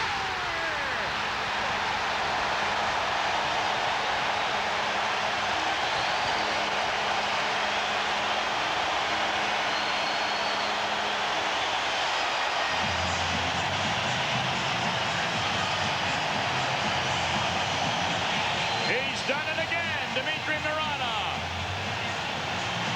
Identical play to the goal they just scored on the power play. That one high and hard. Over the glove again. Ella with the first blast. Just went off the tip of the glove. Puck comes back out in that tandem again. Ellett fakes right to Mironov. Bang. Right high over the glove. Now afterwards, Kirk McLean had some talking, but this went over top. That's the first chance. Rebound comes out now again. Doug Gilmore right to Ellett. Ellett fake shot. And this one just cleanly beat. Kirk McLean high to the glove. In and out so darn quick. And one thing about Maple Leaf Gardens here, their nets are very, very tightly wound. And that puck was out of the net as quickly as it got in there. It's Mironov from Ellett and Gilmore. Again on the power play. The time of this goal, 6 minutes, 21 seconds. And I'll tell you, Ellett and Mironov are moving up the ladder in playoff scoring. It's no secret that when Toronto has success, these guys capitalize with points. Mironov now has 15 total points. Ellett has 16. The Canucks now find themselves behind for the first time in this hockey game. How will they react? Game 2 on the road. Here's a loose puck. Wendell Clark is on it. Clark is in alone, but he's surrounded. So he'll pull it back to the point. Got Rouse at the right point. Mike Berkner swats at a loose puck. Rouse will keep it in. Another penalty being called here by Koharski. And Momesso will sit for the third time in the game. Cross-checking now. And quick running just about got a misconduct. You're right, Tom. Ronning saw that puck line there, and he was talking out the side of his mouth. And he's trying to stir things up right now. Ronning very frustrated. He went over towards Gilmore, trying to stir it up. He's trying to get things going. He's a frustrated hockey player. Important to control your emotions. Momesso on the left-hand side. No. No, I don't know. Momesso just turned around. From that angle, it didn't look like that stick. It looked like his gloves and his body was going to that. It looked worse than what it was, my opinion. But nonetheless, Toronto goes on their third straight power play. And what a return of events it has been because of the specialty teams. Well, who knows? Maybe Pat Burns' comments about the likes of Momesso and Hunter and all the sticks being hurled at Pat Quinn by Pat Quinn's team at the Maple Leafs in Game 1, maybe they had an effect. Pat Burns and Pat Quinn are two experts at getting their points across in the press for the edification of the officials and their supervisors. Would we call that planting a seed? Yes. And the seed has germinated. And it's advantage Toronto right now. 12:53 to go, second period. Maple Leafs have used the power play to take a 2-1 lead. They're on another one. Ellett the shot. McLean save. Rebound in front. Eastwood is there. in the corner, though. Here's Andrechuk. Oh, short side shot. McLean had to be quick. That was dead on. Here's Elliott. Borshevsky. Down low. Nice pass to Eastwood. And McLean closes the door at the last minute. What a pass by Andrechuk. Toronto's setting the league on fire here with one-timers every time they get a chance, and you can't imagine how difficult that is for a goaltender when you're set on one side and you've got to move from right to left or left to right and then face a one-timer. It's a very undetectable shot, very unpredictable, and Toronto is doing just a magnificent job in their puck movement and getting guys in position. Now this play, Borshevsky beats Andrechuk. Andrechuk, a neat little backhand pass, and I think Eastwood might have fanned on the initial attempt, but again, Kirk McLean has been just terrific. Borshevsky to Andrechuk. Now he's in an awkward spot, so why not go between the legs? And there you see it. There's McLean having to move from left to right, and he makes a pretty good save right there. Minute 39 to go. The penalty to Momesso of Vancouver. The Leafs has spent just about this entire period on the power play. Mironov back to Elliott. Elliott winds her up. Hits traffic, deflects wide, stick side. Gerald Diddick says, enough of this. I'm going to ice it. Pat Burns has even given his #1 power play a rest, but here comes Gilmore now. Eastwood did a great job on his face-off. He was 13 for 13 in game 1, and he's continuing that success now. Well, at least look like a different team here in the second period. Of course, it helps when you can play 5-on-4. Shots on the goalie that go in. It peps everybody up. Here's Elliott. All the boards to Gilmore. Intercepted. And Burry is taken down. Koharski's going to nail Toronto now. This will nullify the rest of the penalty to Momesso. Pavel Burry is hooked down to the ice. And I believe, well, who's going to go to the box here? It's going to be Dave Elliott. Yeah. Dave Elliott for sure is going off. It's a hook on a spinning Pavel Bure at the blue line. You see, Elliott tried to stay in. Elliott tried to keep the puck in here as Bure forced it. Now with Toronto, they were on the power play, so he gets his stick in between, and that's just an absolutely terrific dive by Pavel Bure. But again, you saw 3 straight power plays for the Toronto Maple Leafs. You knew at some point there was going to be a call going against Toronto. And Pavel Bure was responsible for that. He has been magnificent in this game when given the opportunity, but because of the situations where they were shorthanded, Pavel Bure hasn't been on the ice for the last probably 4 or 5 minutes. He just gets on there once, and he causes a penalty. That was a great double axel there by Pavel Bure, who draws the hooking penalty from Dave Elliott. I wonder if next time I go to the ice capades, if Pavel will be there. But you got to give him the nod. I mean, players practice that stuff to draw penalties at key situations, and hey, it works. So you got to give Pavel Bure the credit. Craven and Gilmore just outside the Vancouver zone, so it's 4-on-4 now for the next 48 seconds, and then the Canucks will be in a short line power play. Brian Glynn clears it into the Toronto zone. Todd Gill pressured by Craven. Here's Mike Gartner at center for the Maple Leafs. Gartner with that blazing speed gets the shot away, just wide stick side. That was oh so close. Classic Mike Gartner rush and shot. Leading goal scorer in NHL history. He hasn't gotten there by not knowing where the far side post is. Here's Brian Glynn. Greg Adams at center. Babbage on his right wing. Dave Babbage tees it up. Save puck back. Babbage again. Around the net on the backhand. In 5 seconds, the Canucks will have the extra man. And Linden wasn't ready for that back pass. Momesso is out of the box, and Vancouver will have a power play for just about a minute now. 2-1 Toronto on Dmitry Mironov's 2 power play goals here in the second period. Momesso. Down the corner boards to Pavel Bure. Back to Jyrki Lumme. Bure top of the circle. 43 seconds left in the Vancouver power play. Bure fakes the shot. Lumme to Jeff Brown. One-timer just wide, stick side. That was also close.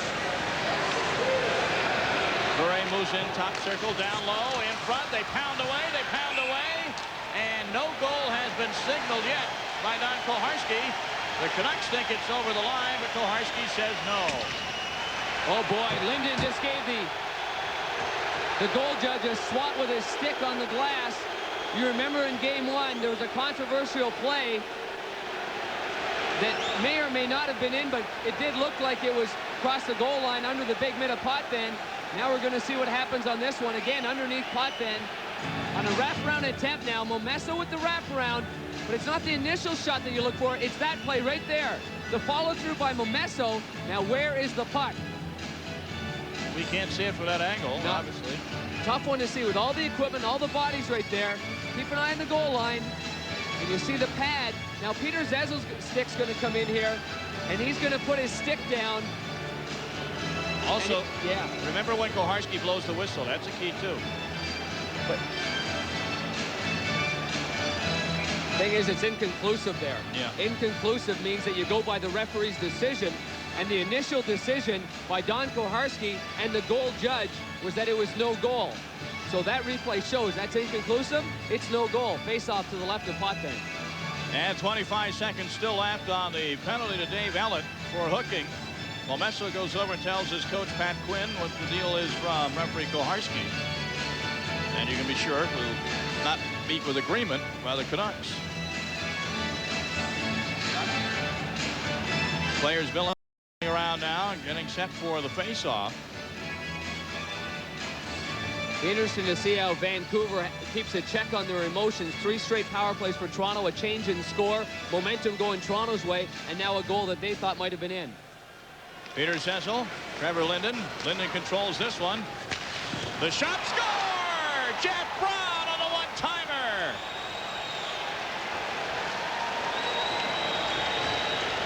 We're tied at 2 as Brown lets her rip and beats Felix Potvin. One-timers are dominating the power plays. Brown's a right-hand shot, but a great face-off win. Linden against Zezel. And this one-timer, there's no traffic in front. That puck looked like it might have dipped a bit, but that beat him through the legs. Not a very good goal from that position. If it doesn't hit anything along the way, Potvin moves across, and the puck just clearly went right through his legs. His stick was off the ice, and you see the frustration by Potvin slamming his stick on the ice. Jeff Brown, he had not scored a goal since the second game of the Calgary series. He was saying, I've got to get on the board soon. He did so. Well, he did it at 9:55 of the second period, Darren. Brown from Lume and Linden. And there again, the importance of the face-off. That started the whole thing in motion. Clean win back to the point. Clean pass, one-timer goal. So a new hockey game tied at 2. Mason Lafayette over skates. Andrechuk behind the Vancouver net. Babbage is there. Knocked it out of harm's way. So 3 power play goals in this period. 2 by Toronto, 1 by Vancouver, and it all washes out 2-2. Murray Craven lines up. He scores!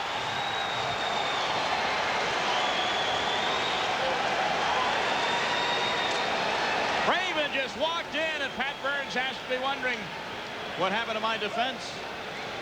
Well, Toronto has relied upon good team defense, solid play. Vancouver, though, with a little bit of jump. You see Babbage jumping into the play, an odd man situation, 3-on-2. Instead of passing the puck to Lafayette, right under the crossbar and in the net. Terrific shot by Babbage, the wily old veteran. Little backhand play. Now it's a 2-on-1, and that is just a great shot.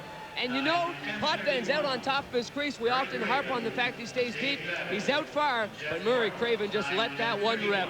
Beat Potvin clean. Great shot. So the cattle rancher from Medicine Hat, Alberta, scores his 3rd goal of the playoffs. Assist from Babbage and Courtnall. And Pat Burns, whose team stormed from behind with 2 power play goals, now sees him just a few minutes later back down by 1 at 3-2.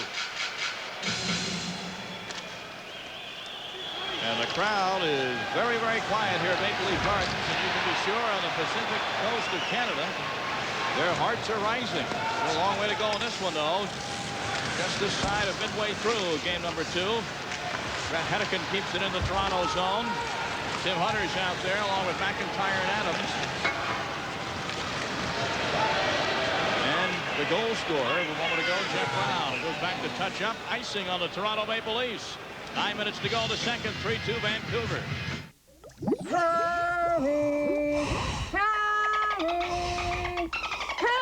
We're gonna miss the boat! Both Visa and American Express gold cards can get you to Great Guana Cay in the Bahamas. But should there be trouble in paradise, Honey, we missed the boat! Whoa! What'll we do? do Only now? Visa Gold can come to your rescue because the only hotel on Great Guana Cay doesn't take American Express. I know that guy. Visa Gold, it's everywhere you want to be. I'm bored. Let's count the palm trees again.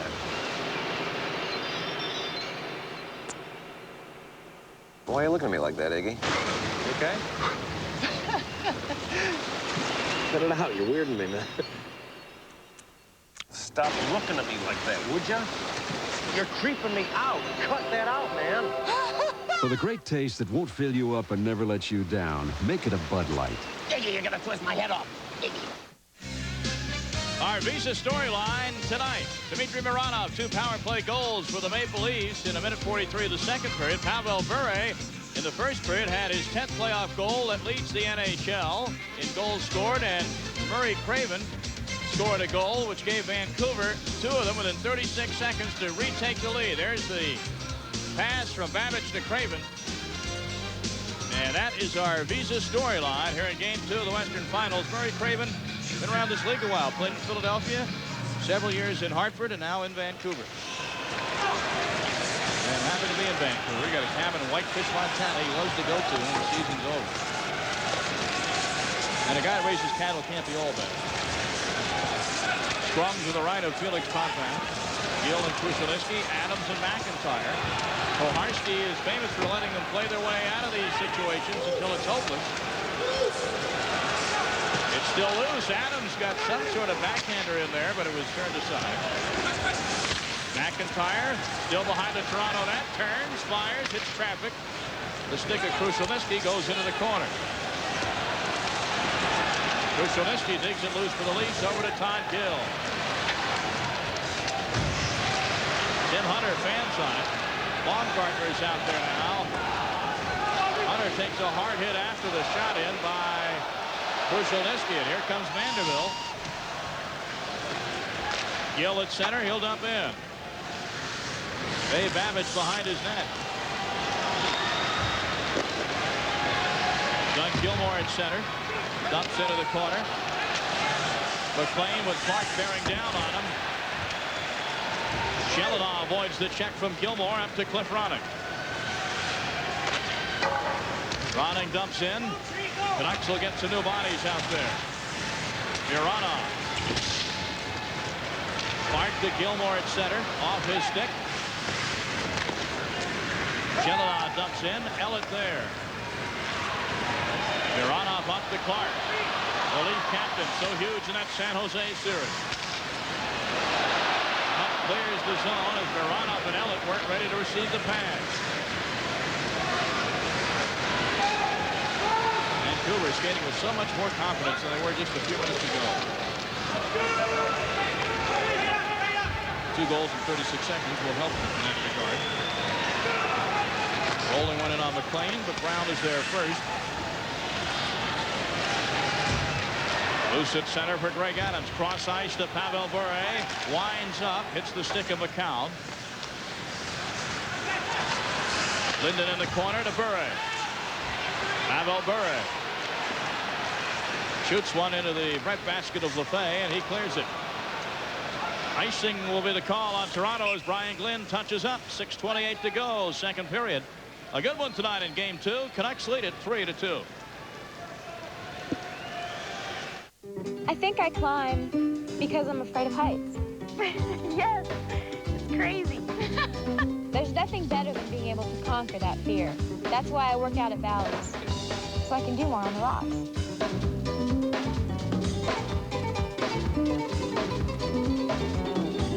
If it weren't for rocks, we'd all be surfers. Now you can join Bally's Health Club for just $15 a month. Call 1-800-9-GET-FIT and get ready for summer. Discover Las Vegas magic. Excalibur Hotel Casino, located on the most exciting 4 corners of the Strip, with rooms for $55 Sunday through Thursday, now until June 30th. Enjoy 6 marvelous restaurants, non-stop family entertainment, King Arthur's Dinner Show Spectacular. Phone 1-800-937-7777. Excalibur, it will take your breath away. The Western Conference Finals continue on ESPN and ESPN2. Friday night on ESPN, the Maple Leafs and the Canucks at 9 Eastern. Note the start time Friday for Game 3 from Vancouver, 9 o'clock Eastern, 6 Pacific, right here on ESPN. And we'll have further schedule updates later in our telecast tonight. Sylvain in the Toronto zone. This crowd still shell-shocked after the Canucks came back to take the lead with 2 goals in 36 seconds. Jamie McCall lifting one in on McLean, who stick to the side. Osborne in the corner. Zezel behind the net. Gets it out to Lefay. Lefay the shot. Sticked into the crowd by Bill Berg. And we'll have a face-off with 6:02 left in the period.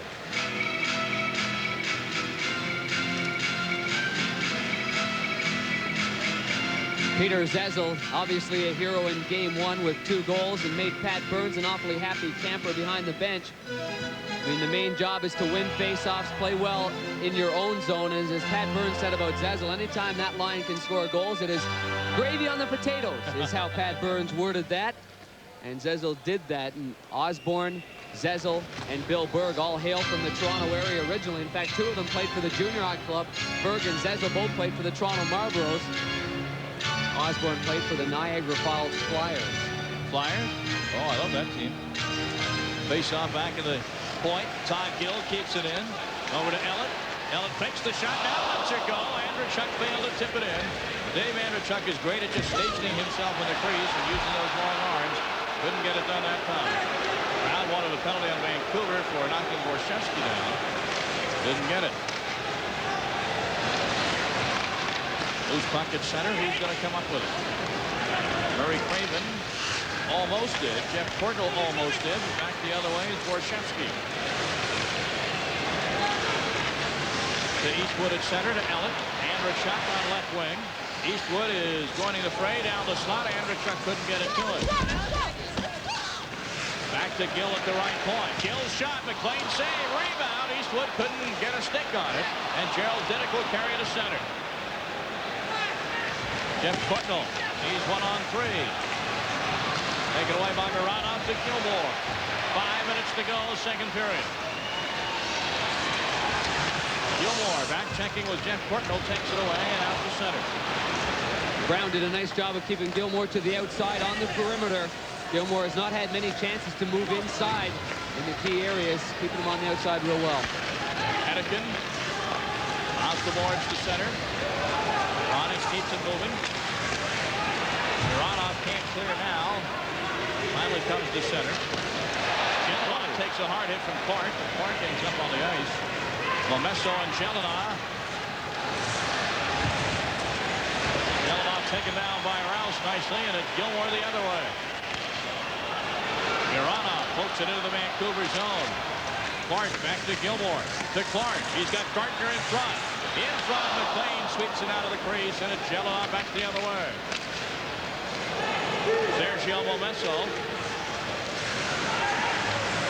At the left point, 4 minutes to go in the period. Jelena trying to tip it in, couldn't get it done. And the Leafs clear the zone all the way down behind the net as Glynn touches up, icing on Toronto. Contestants, please report. Surroundings. Make it cooler.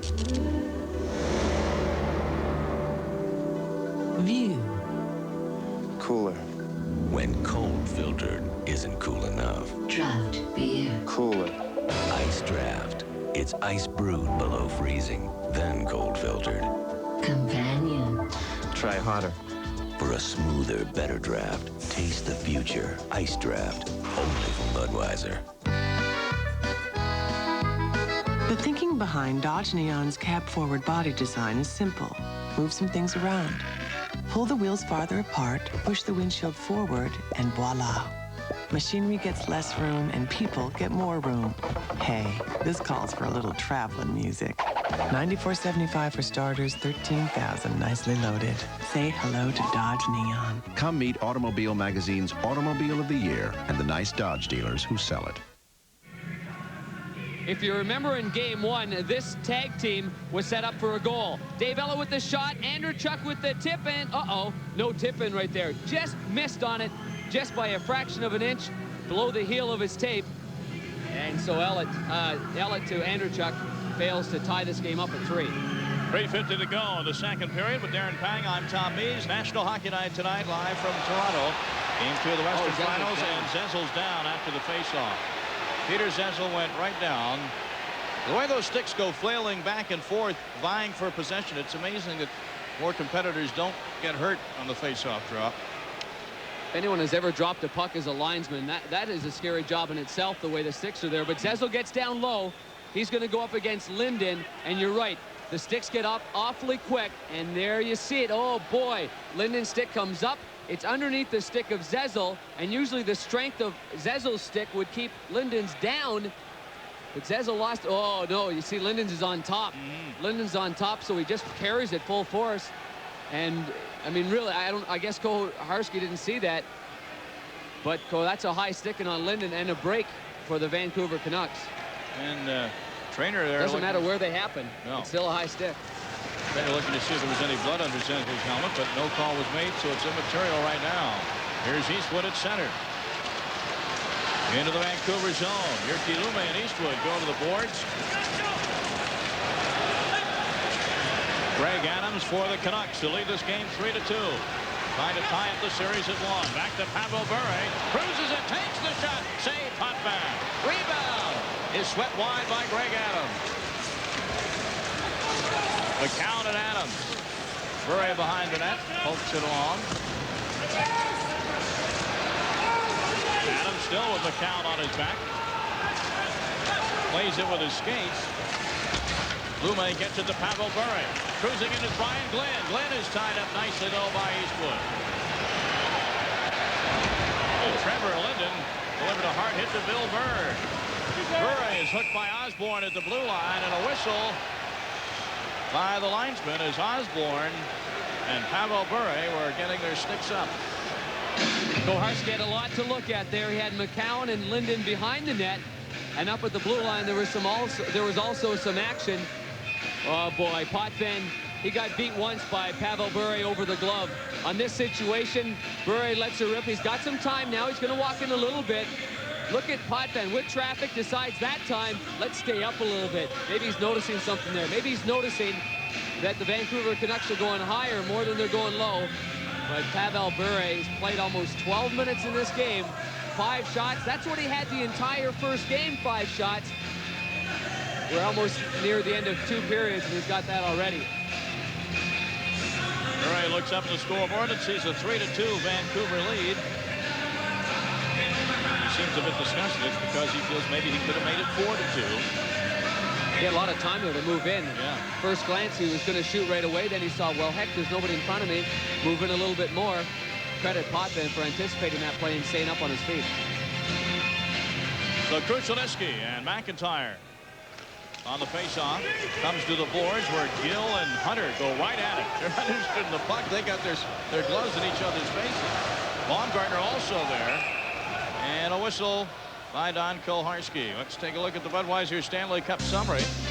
2:40 to go in the second. Pavel Bure leads the playoffs in goals scored now with 10. Mike Richter, another shutout last night against the Devils. The even net series leads with 4 of them and 14 shutouts, an NHL record. And we still got a long way to go for those goaltenders. Darren Pang, they are the story. One of the stories of our Budweiser Stanley Cup summary. You have to love those SOs right there, those shutouts. You have to love them. Pat Quinn and his club, Pat Burns. Late in the period now, no chances here. No mistakes at the blue line. Have to be strong. Please control the face-off of their own zone. Dave Babbage. His entry pass is carried in by Craven, but by that time, McIntyre was well outside on right wing. Craven is knocked to the ice, and again, Tim Hunter seems to be in the eye of just about everything that's stirring out there. Tim Hunter wouldn't be playing his game if that wasn't the case. Remember, he played an integral part of the Calgary Flames system for those years. Now a Vancouver Canuck crossing the blue line. Baumgartner right there, and he knows that's Baumgartner right away. Yep. You know, a good peripheral vision. And he sees Baumgartner's coming after him.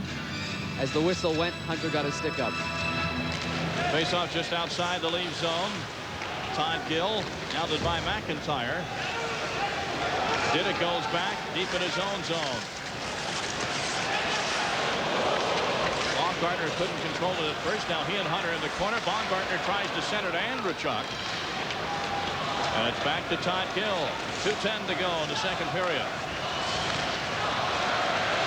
Andrechuk will just dump in. And the Canucks will try and clear it. Baumgartner put a good hit on Dinnick there in the corner. That brings a rise out of the crowd. Babbage. Krushelnyski in the corner. Centers in front. Baumgartner coming in the net. He fans on it. Oh, Kenny Baumgartner had a lot to shoot at, but couldn't get any wood on the puck. Came from out of nowhere, though. Here's Tim Hunter. Taken to the corner by Rouse. Greg Adams just lobs one in. Not badly saved. Andrechuk floats one to center for Clark. Kendall Clark, 15 save McLean. Adams at center, crunched by Gilmore. And Andrechuk is down deep in the Vancouver zone. Collision with Jeff Brown. Andrechuk, the bigger of the two, slow to get up. I think that hit was missed. I think they missed each other. Andrechuk barreling in, might have hit the boards. Banging it in. Brown lets it go, and Brown, uh-oh, get out of the way. Just caught a leg a little bit, but remember, not sure which game it was against San Jose, but he hurt a leg. Meanwhile, just before that, this line did a great job. Baumgartner with Andrechuk and Krushelnyski, and that puck just barely bounced over the tape of Baumgartner before it was cleared out. And I think he was thinking red light was coming on. Maybe I got it right in the open. But good news for Andrechuk. He's okay. Same with Jeff Brown. And they just barely escaped one another. Like two ships passing in the night, wasn't it? Kaboom, those boards. You don't think they're hard? When two ships pass, they don't hit the board. That's true. Board comes up like an iceberg, right? Kaboom. You don't think those things are hard? You ever have a chance to go on the ice and feel those boards, the unforgiving nature? You try it sometime. Our second intermission, Rangers-Devils, Game 3 looms tomorrow. We'll have a preview coming up with John Saunders and Barry Melrose in our second intermission, which will come your way in about 1 minute and 5 seconds of playing time. Pavel Bure back in his own zone. Adams at center. It was 1-0 in favor of Vancouver after one. Toronto, 2 quick power plays, took a 2-1 lead, but then Vancouver with 2 goals in 36 seconds has silenced this crowd and I think stunned the Maple Leafs to take a 3-2 advantage. Shots on goal in the game are even now, 25.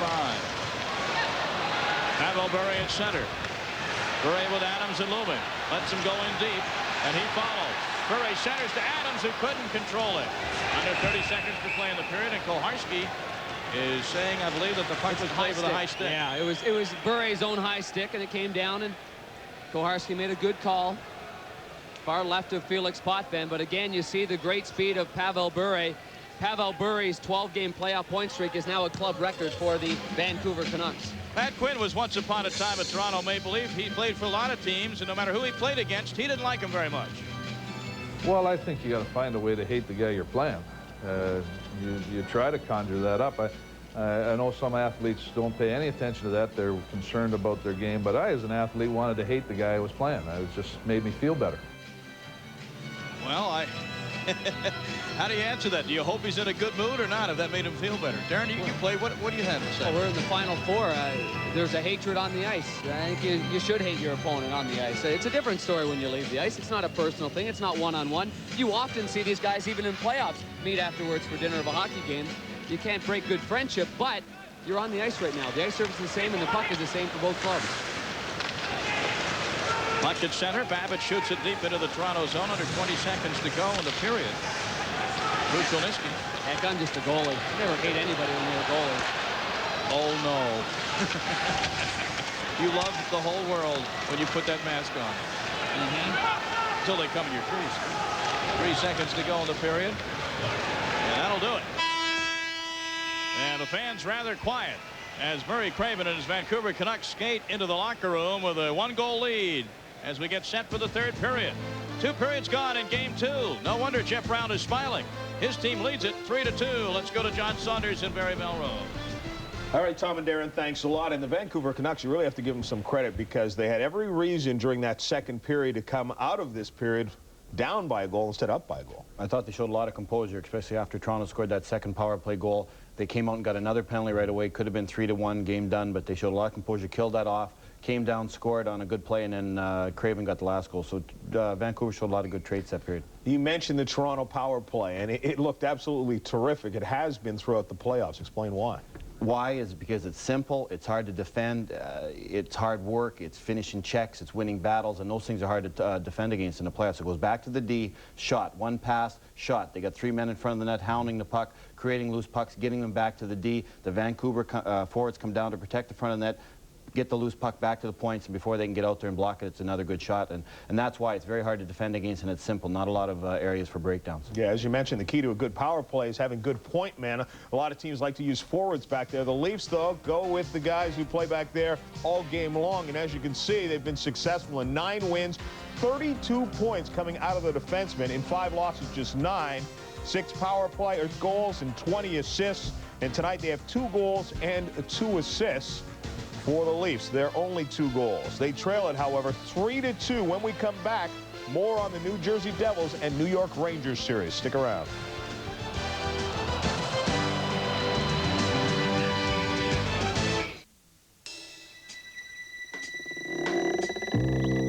Every Dodge Neon comes with an advanced single overhead cam 16-valve engine, and its 132 high-tech horses should come in mighty handy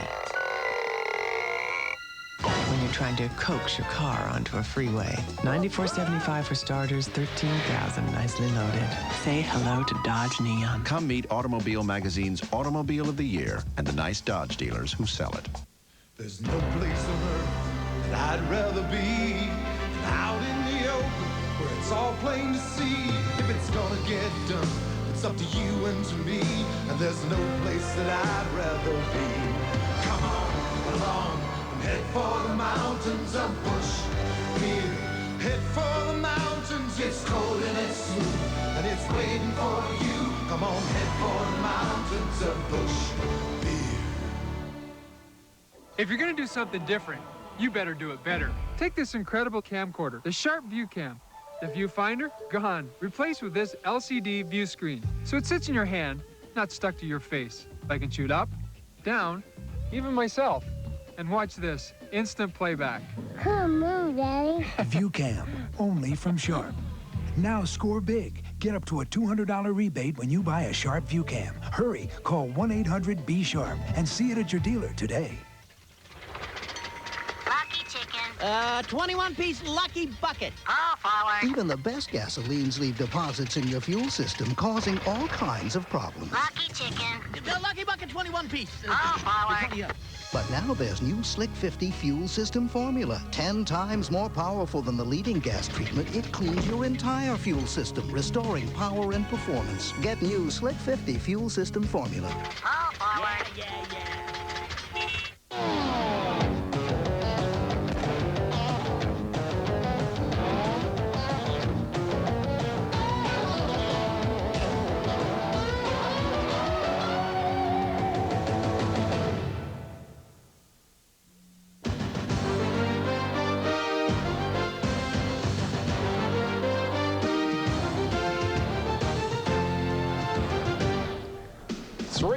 Vancouver leads Toronto as you look at the skyline.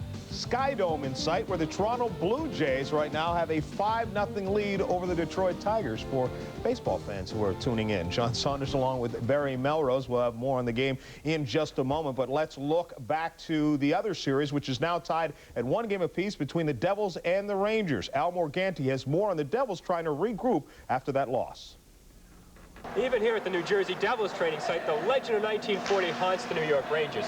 But there's a more important 1940 involved in this series. It's 19,040, the seating capacity at the Meadowlands, where the series moves tomorrow night. Hey, the Devils managed a split at Madison Square Garden and got the home ice advantage for tomorrow night's game. The question is, with all those Rangers fans who usually come over, will it really be a home ice advantage? We were disappointed in last night's game. We didn't get the win, but we felt we were in it for the 2 periods and a quarter there until they got the second goal. We just kind of got out of our game plan, but we're looking forward to coming home because the fans are excited, and I think it'll be good for us to get home, and yeah, told us before the series that we were going to be 1-1 coming home. We'd be happy to take it, and that's the way we were approaching it. We didn't hold up very well. The Rangers came hard. You got to give them credit for that, and you can't take that away from them. But we definitely didn't feel we held up as well as we did in game one to give our defensemen time to move the puck, and as well as get our forechecking game, because we didn't create enough scoring opportunities with only 16 shots on goal. Despite their loss in last night's game, the Devils are convinced there was nothing that occurred in that loss that guarantees a momentum shift toward the Rangers for tomorrow night's game. Well, I think the 4-0 score is a little bit misleading. I think it was a closer game than it showed. I mean, even though the shots were they beat us by a large margin in shots on goal, the game was a lot closer until we had a couple breakdowns in the third period and then lost our focus. Despite their loss last night, the Devils were pretty happy with their performance at Madison Square Garden, getting the split, and they're coming back with Martin Brodeur for Game 3 tomorrow night, where they know the crowd's going to be loud and in their favor. Guys? Although there's probably a lot of Ranger fans who gobbled up some of those tickets, though. Now, one of the reasons that the Devils have struggled, or at least struggled in that last game, was their inability to score when they had the extra man. You mentioned it, 5-on-3. That was the turning point yesterday. Power plays in the series, the Rangers 2 for 8 and 12 shots. The Devils 0 for 5 and just 4 shots, and that includes a 5-on-3 power play, or a two-man advantage, in the previous game. Now, what is going on with the Devils? They're not getting to the net. Well, to score in a power play, you should just go to what we just talked about, Toronto. Get the puck to the net, screen the goaltender. Goalies in the NHL, if they see the shot, they're going to stop it. And here's a great example.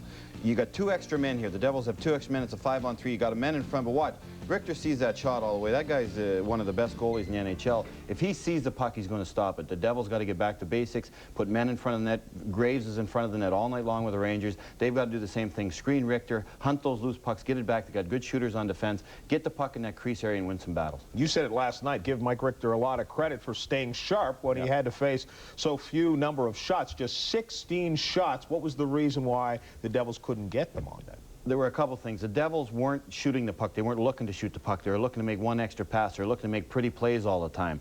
That was one of the reasons. Another reason, the Rangers are great in their own end. They played very good defense in front of Richter.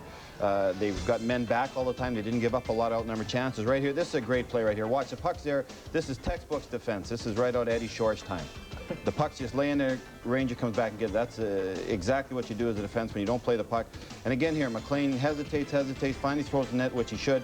Good play by Lowe, blocks the pass, and kicks it up right away in the transition game. So it was a combination of Devils not being aggressive on the puck, not getting the puck to net, not attacking net, but the Rangers did a lot of good things. Yeah, everything went right for the New York Rangers, and game number 3 of that series is tomorrow night. You can see it right here on ESPN, 7:30 Eastern Time from the Meadowlands in New Jersey.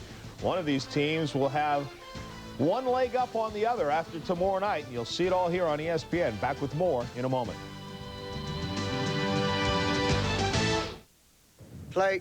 John McEnroe won 115 titles with Dunlop rackets. Achoo! Bless you. How will our new revelation affect his performance? Quiet, please.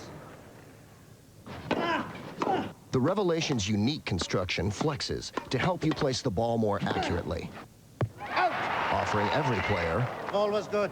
Game, set, match, McEnroe. outstanding control. Airbags, seat belts, and anti-lock brakes, child safety seats, careful driving, and a set of Michelins. Here's the real beauty of Rust-Oleum protective coatings. A tough barrier against the elements. Rust-Oleum, the name that means protection.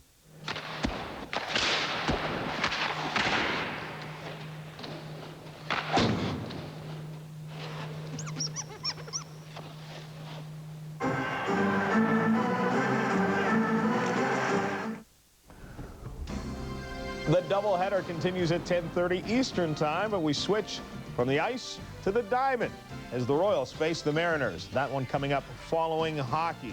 And when we come back, more on Vancouver and Toronto. Murray Craven, what a blast here.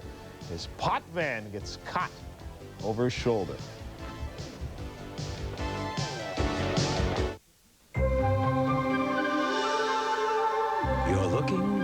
fountain of youth. Advanced Formula Mobil 1 synthetic motor oil. In a test, it protected an engine for 200,000 miles. The result? Vital engine parts that looked as young as the day they were born. There was virtually no engine wear. If you're looking for the fountain of youth, you'll find it in a container of motor oil. Mobil 1 synthetic. It keeps your engine running like new. If you're looking for a reliable place to service your car or truck, I've got great news for you. It's a Pep Boys Automotive Super Center. No matter what you drive, their ASC certified technicians are here when you need them, day or night, even on Sunday. For Raybestos brakes, TRW rack and pinion repair, diagnostic tune-ups, even air conditioning. For dealer quality service at prices you can afford, come to Pep Boys and drive away happy. Tonight, somewhere amongst the important documents, the catch of the day, the tools, the toys, there is one package more priceless than all the rest. The golden package. It must be watched over, and come what may, it must complete its journey as promised. But which one is it? No one knows which one is the golden package, so every package will be treated as if it were. It still bugs me that I waited to try Old Spice High Endurance just because I thought all deodorants worked the same. Dumb. This proves it's the best. Better than the leading stick. It evaporates less quickly. It also lasts longer. Protects better. You can't ignore that. Or this guarantee. Try it. If you don't think it's the best, call 1-800-PROVE-IT, and they'll buy you a stick of yours. You gotta figure anyone that serious about deodorant deserves a serious shot. Come on, take the High Endurance Challenge from Old Spice. I did.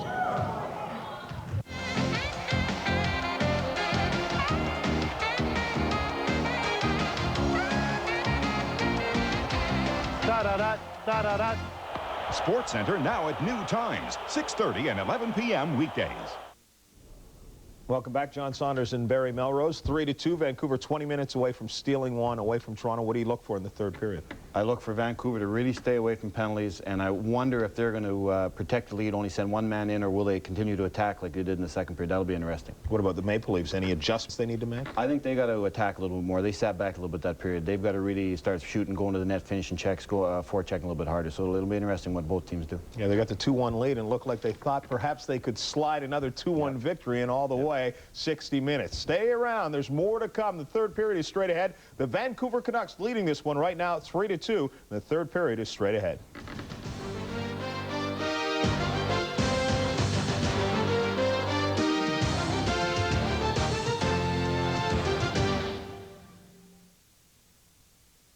Enjoy basketball's outrageous king in this spectacular new video, Sir Charles. It's the amazing adventures of Charles Barkley, and it's free with your paid subscription to Sports Illustrated. Call now and get an emotional, intimate, and power-packed look into one of sports' most fascinating personalities. Through rare footage, you'll follow the bouncing Barkley from high school to college and the pros as he goes from super kid to superstar. Get the inside story from a guy who doesn't pull any punches. No one player can guard me, and y'all can write that down. He's the one and only Sir Charles, free from Sports Illustrated. Call now, and you'll also get this collector's NBA Jam Session cap, free with your paid subscription. Get 54 issues of SI, including the 2 big football previews for only $1.47 an issue. Save over 50% off the cover price. Call now and get your Barkley video and Jam Session hat free from SI. There is no one like Charles Barkley, and there is nothing in the world like Sports Illustrated. Get into it.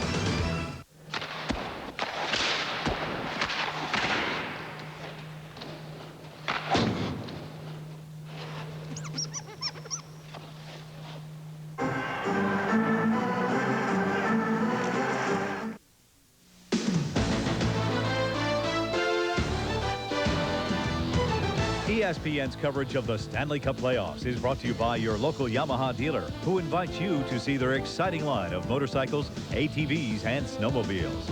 And by Molson Ice, from Canada, the land where ice was born.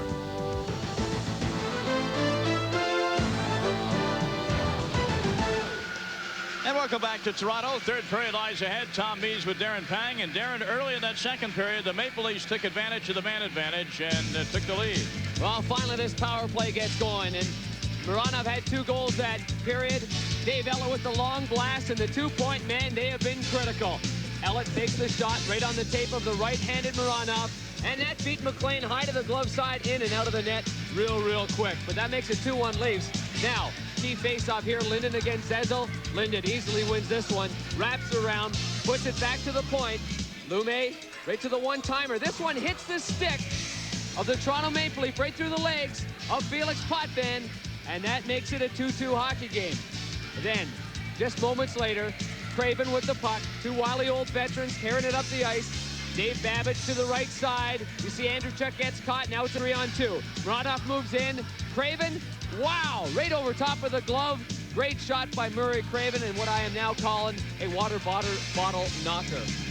Kirk McLean is in the net. His Vancouver Canucks have a 1-goal lead with 1 period to go. His coach, Pat Quinn, spoke to us earlier today about the importance of gaining at least 1 win here in Toronto. We have to win 1 here, any way you look at it, even if it goes 7. There's more pressure on us tonight because we want to go home with a split. Obviously, that's the goal of most teams that have lost home ice advantage. And if he gets that split, and he only has a 1-goal lead, but if Pat Quinn and the Canucks get that split, remember the 2-3-2 format, the next 3 games are in Vancouver. Take a look at the big guns to this hockey game. Let's have a little comparison. Big guns in the first period for Toronto. A whole bunch of goose eggs right there. Not a shot amongst the 3 of those guys, the key guys. Now what about the second period? A little bit of a change of pace for the second period. 5 shots alone for Andreychuk, 1 from Gilmore, and 2 from Wendell Clark. If they're going to come back in this game, those guys will have to come up big. Yes, but it was the 2 shots from defenseman Dmitry Mironov that Pat Burns would like to see more of here in the third period, because both those shots went in on the power play.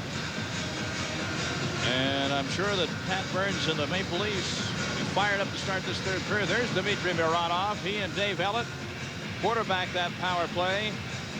A power play that is by far now, on a 2-for-4 night so far tonight, the most effective in the postseason in the NHL. Interesting to see how Toronto reacts when trailing after 2. They're 0-for-3 so far in the playoffs. Krushelnyski and McIntyre out to take the opening faceoff of the third period from referee Don Koharski, and play is underway. And early on, the Maple Leaf crowd trying to juice their home heroes up. Some noise to begin the third period. Loose puck at center. Gerald Dinnick tried to just dump it into the Toronto zone, but he dumped it all the way into the crowd. Felix Potvin has faced 26 shots so far in this contest. Let's take a look at where the Vancouver Canucks are going. 12 up high. 2 of the 3 goals on high shots. See the water bottle up there? It's off the net. 14 low. And they've also scored on a low shot through the legs that was deflected off a stick. You know something? What's that? Well, you've got a water bottle in the net behind Potvin. It's still there. I looked down at Kirk McLean's net. There's no water bottle there. Who took the water bottle? There's Potvin. Yep, and Kirk McLean doesn't like having the water bottle back there. Some guys rely upon that so much, and they dehydrate a little bit more than others. I think McLean would rather go over to the bench, kill some time off during the course of a situation where he can, and drink water then. All right, so that solves that mystery. Can't knock it off the net on a shot either and gloat about it. Puck ends up behind the net of Felix Potvin into the crowd. The shot chart on the night for the Russian Rocket, Pavel Bure, who got the night started way back in the first period with a goal. And that was a great individual play by Bure, and he had a couple of one-timers also on the top left side of the screen. He had some pretty good shots. And his last one, it was Felix Potvin that stayed up a little bit higher. Bure, boy, does he love going underneath that crossbar. Face off in the Leaf zone, controlled by Zezel, back to defenseman Jamie McCown. Leafs leading the series 1-0. They'd love to come from behind here and take game 2 before going out to Vancouver. Osborne puts one in on McLean. Right now the Canucks have the advantage with that 3-2 lead. Lefay and Bure go after it. Lefay gets there first. Now, remember all those great shots we had in game 1 from the net cam? You haven't seen any tonight. Well, this is why. We'd love to show them to you. But see that broken glass there? That's the lens of the net cam. Now, you may ask, how did it get broken like that? Well, these hockey players you see are real, well, they're practical jokers. In a pregame warm-ups, they take shots high where that net cam is right there, and they aim at it. They use it as a target. Those pesky old forwards and defensemen, you know, firing it high like that. But the most popular place to shoot in the warm-up when there's no goalie is high under the crossbar, and guys just have fun with that. I don't think they realize they're breaking something, but that is exactly what happened, and those were some great shots in game one. But that's the reason why. We'd love to show you the shots. They're out there. Gardner got the face-off right back on his stick and couldn't tee it up quick enough to keep it flat on the ice, and it ends up on the awning behind Kirk McLean. Now look, these now you've seen it at baseball stadiums for years. They'll do anything for foul balls. How about doing anything for a puck? But the problem there is, Darren, see, even if you at your size jumped on that, it would break. So you have to sort of shake it over where you can reach, and that guy got a puck. He sure did. Great effort. Anything for that little black rondelle. Face-on drawn back to Lefay. Wendell Clark down to his knees to poke it to the corner, but Jyrki Lume is there for Vancouver. Avalbury up to Linden. Over on left wing to Adams. Linden cuts for the net. Adams was bodied off, though, by Lefay. This is Brian Glynn in his own zone. Adams at center. Potvin leaves it for Jamie McCown.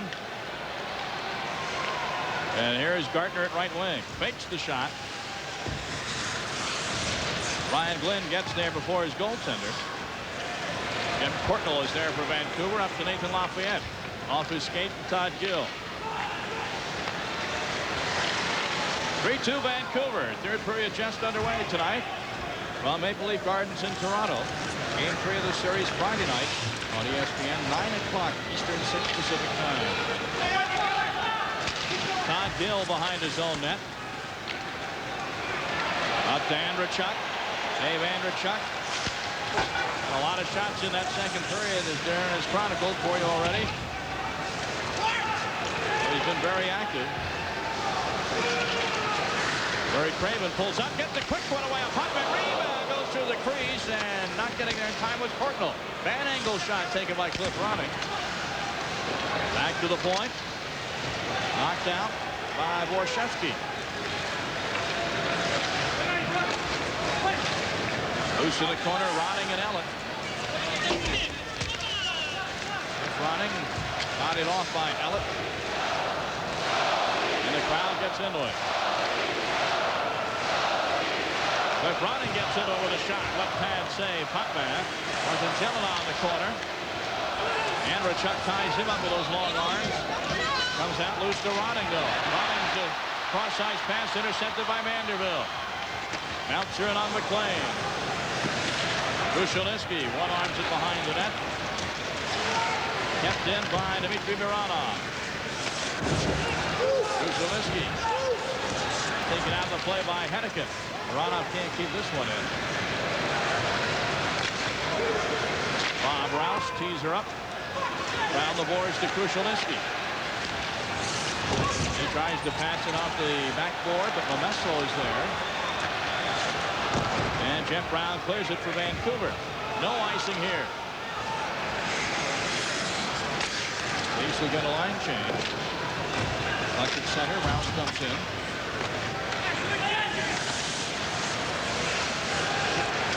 Mark Osborne in the corner. It's Berg. Behind the net, Zezel. Tied up and brought down by Glynn, and the fans can't believe that Koharski is not calling that one. Here's McCown with a shot.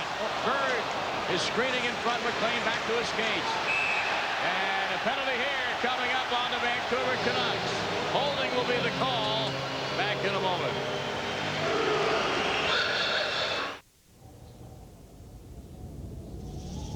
Some people take the new YZF 600R sport bike from Yamaha real serious. But of course, it's not whether you win or lose. Oh, yeah?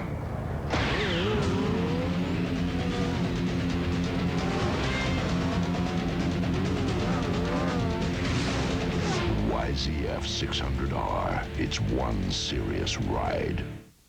Hundreds of miles to the north and 30 degrees south of zero lies Canada, blasted by wind, buried by snow, and filled with ice. Molson Ice. Ice brewed by North America's oldest brewery to be a few degrees colder, a few degrees bolder, yet smooth as ice. Molson Ice, from the land where ice was born.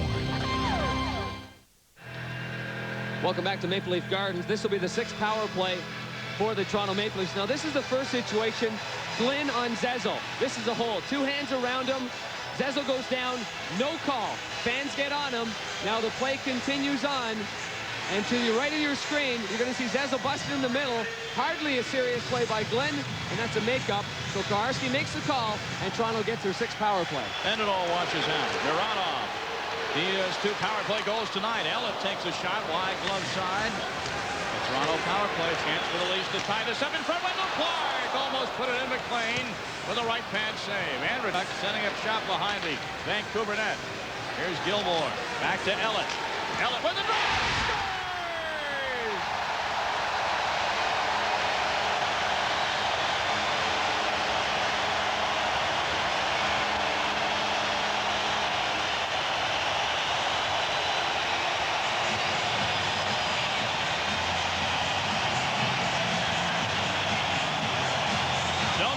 Traffic in front, but Dave Ellett took the shot and it went in.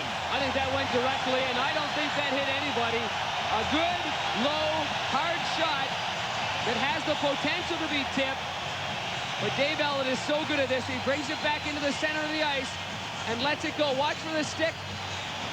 Now you see the stick of Wendell Clark is close by there. The shot comes through. As we see Wendell Clark, we'll see if this goes straight through or not. That's so hard to tell right there. They haven't announced it yet, Darren.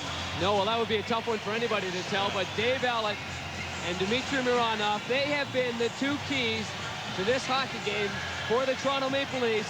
That, my friends, is the 3rd power play. They're 3 for 6 in this game. That is why they've got the best power play in postseason play. They have been terrific. They really, really have. They put the power in power play. They came in hitting at 29.5% for the postseason, and they haven't hurt that average tonight. They've almost doubled it. You got your power play going the postseason, you got something. So it's a new hockey game with 15 minutes and 2 seconds left. We're tied at 3. Ellett gets credit for that goal, Darren. Ellett from Gilmore and Andrichuk on the power play at 4:37.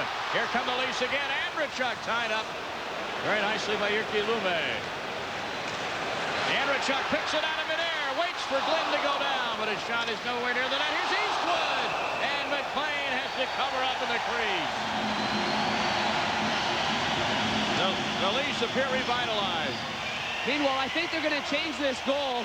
Dave Ellett's shot is redirected. That drops right there, and it looks like it is clearly redirected by Wendell Clark. Now, on the second look, off the shaft of his stick, I'm going to stop it and circle it when the puck hits the shaft of the stick. The shot coming through, not the blade, but stop it right there. And there it is right there, between the legs. And a good tip in by Wendell Clark. Mind my drawing again there, Tom. I get funky with that little line there, but clearly that went off just above the blade and the point where the shaft joins the blade of the stick. Wendell Clark, good work in front. Well, for the moment, they still have it as Ellett's goal. We'll have to wait and see if they change it. At least with a shot for the point. You know something, I don't think Wendell Clark cares as long as his team scores. Zetzel the shot, rebound out in front. McCown with a blast from the blue line, and the Canucks break out with a 3-on-2 as they hurry. Linden loses control, and Putman the save. As Osborne carries one of the Canucks right in on Felix Potvin. Half the time when guys get knocked into their goaltenders is because players knock them in. Osborne looked like he knocked in Adams. 3-3 game in the third period. It could only come from here. A land forever frozen, perfectly pure, and the home of ice. Molson Ice. Ice brewed in Canada by North America's oldest brewery to be a few degrees colder, a few degrees bolder, yet smooth as ice. Molson Ice, from the land where ice was born. With a new, more powerful engine and over 30 other refinements, America's favorite amusement ride just got better. The new Mazda Miata. It's may be too much to handle. It's Mode 7 ring rotation and bone-crushing checks. It's NHL Stanley Cup hockey, part of the Super NES Sports Network, and it's in a league of its own. Well, the dominance of the Toronto defensemen piling up the assists and the goals for points in the playoffs continues. Well, as Barry and John said, in between periods, it does continue. There's no secret. When these guys have points, they win games. It makes the power play goal. Both guys are the catalyst on the points. Maranoff and Ellett, and both guys have good shots. Zenzel and Linden to the right of goaltender Felix Potvin, and Zenzel wins it and sends Linden on the ice to have a seat. Puck back to center. Brett Hedican. Lafay off the boards, intercepted by Hedican. It'll be interesting to see how the Canucks respond. They were down 2-1 earlier in this game with 2 successive power play goals and came back to retake the lead, so they've shown they can bounce back. Vancouver Canucks know the importance of this game. Down 1-0 in this best-of-7 series.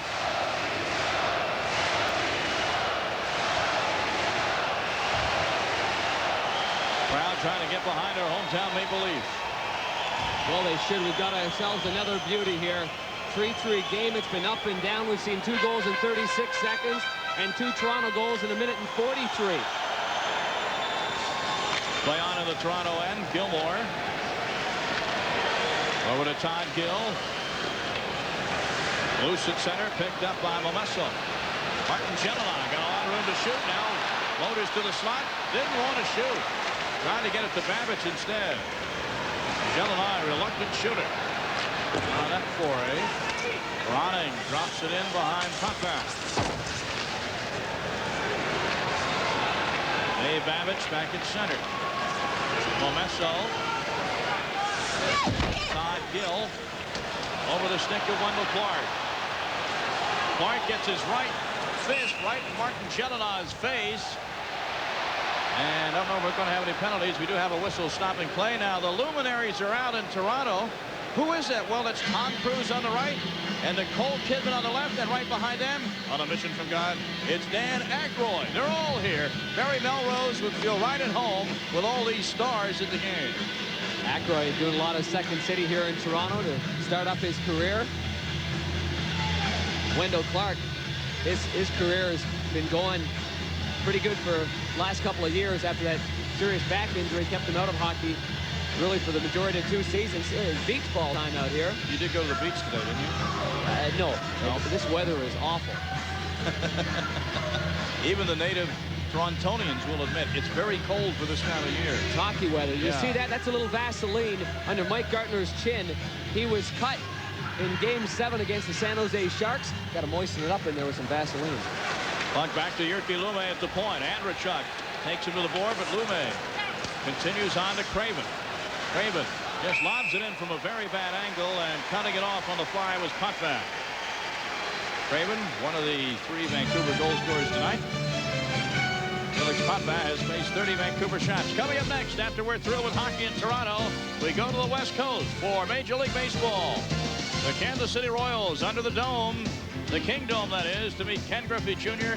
and the Seattle Mariners. 10:30 Eastern, 7:30 Pacific time, right here on ESPN. That baseball will follow our hockey action tonight. Kent Vanderbilt, who really took a physical pounding in Game 1. He doesn't want to turn and show us, though. With those 2 shiners, I wouldn't either. Got the battle scars, that's for sure, and will have for most, if not all, of this series. Ellett behind his own net. Rouse off the boards to center. Just under 13 minutes to go in regulation time, tied at 3.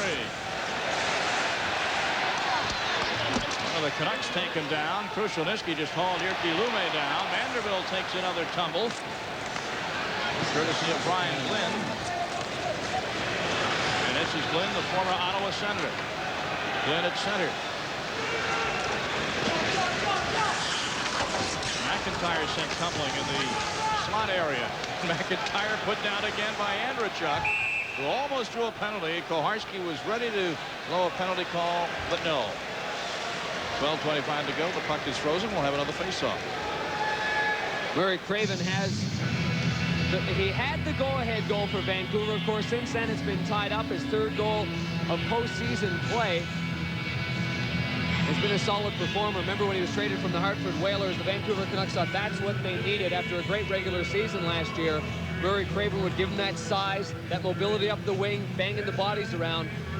And last year they couldn't get by the first round. Well, it's been a different scenario this year, and the 29-year-old has done a nice job for Vancouver. Boy, those wingers are big, aren't they? They sure are. Not a lot of room up and down the wall. Well, they average over 200 pounds and over 6 feet tall. And that's including Cliff Ronning in the mix. He's about 5'7". There's Peter Zezel psyching himself up for another face-off.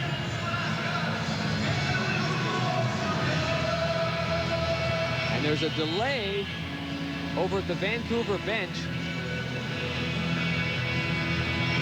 Good time to regroup, huh? Brian Glenn will take a seat. Welcome to Maple Leaf Gardens in Toronto. With Darren Pang, I'm Tom Mees. This is National Hockey Night, Game 2, NHL Western Conference Finals, and we got a good one. We're tied at 3 with 12:25 to go in the third period. A power play goal by Dave Ellett of Toronto from Gilmore and Andrechuk tied it up 4 minutes and 37 seconds into the third period of play. Toronto Maple Leafs lead the series 1-0. Game 3 back in Vancouver on Friday night. Puck deep in the Toronto zone. Buffet taken away by Greg Adams. Adams motors in, trying to stick him through traffic. There's a glove on the ice in the corner. I'll tell you, Trevor Linden is very lucky he didn't get a penalty for hitting Jamie McCown from behind. That could have been a very dangerous situation. Well, if Vancouver didn't like the holding call on Glenn earlier, this one here from behind, this is just something. It doesn't look like he hit him very hard, but the bottom line there is, and especially for kids that are playing the game of hockey, that's just a very dangerous move. And so you're right. Linden might have caught a break there. 3-3 game now, 12:01 to go. See how these two teams react to this. Zezel and Linden again, as they did throughout much of the third period in game 1.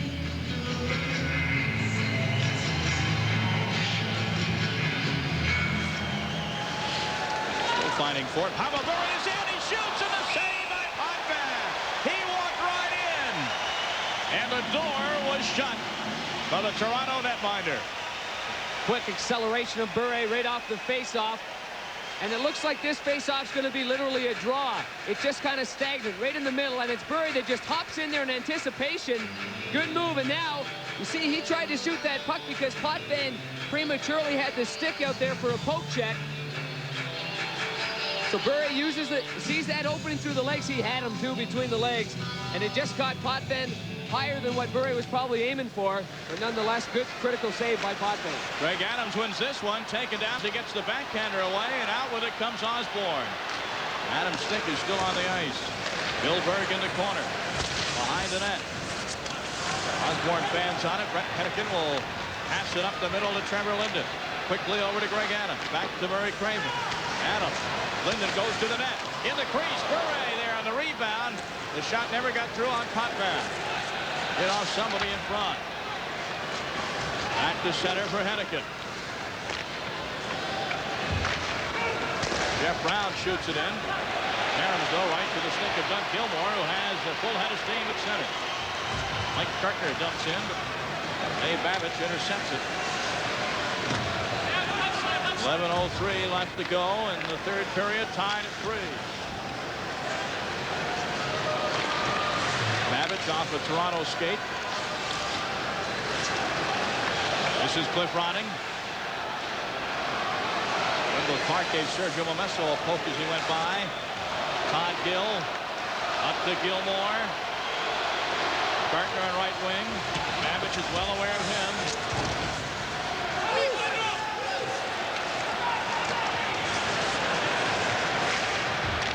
Canucks clear it to center.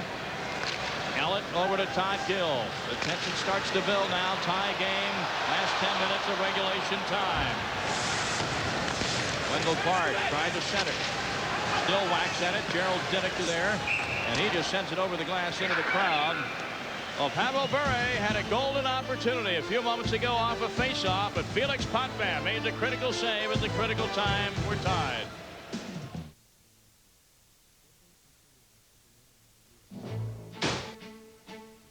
That's reality. I'm Deputy Chris Flack. Today, 80% of all home burglars will kick in the front door of your home to gain entry. Deadbolts and chain locks have been around for years, but only the Door Club home security system is recommended by the National Fraternal Order of Police. Its solid steel construction withstands over 2 tons of force, making it one of the strongest home security devices you can own. Help protect your family from harm. Install the Door Club today. Do you know me? You may not recognize me without my hair. I'm Cy Sperling, Hair Club's first client. And since 1968, I've helped thousands of men with thinning hair. If you have thinning hair, this booklet is something you should have. It covers transplants, weaving, fusion, minoxidil, and proper hair care. So call our toll-free number now to get your free booklet. You saw the difference it made for me, and look what it did for our clients. So call our toll-free number now to get your free booklet. Tomorrow night, 19,040 will be at the Meadowlands in New Jersey to see the New Jersey Devils host the New York Rangers. Game 3 of the Stanley Cup Eastern Conference Finals. Series tied at 1. Don't miss that one. Tomorrow night, 7:30 Eastern, 4:30 Pacific time for the Meadowlands. All the face-offs are critical in a tie game with 10 minutes to go. This one happens to be in the Vancouver end.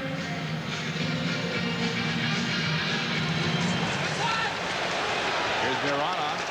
The shot, save McLean. In the slot, save McLean on Vanderbilt. Vanderbilt kept that one low. McLean had his stick low.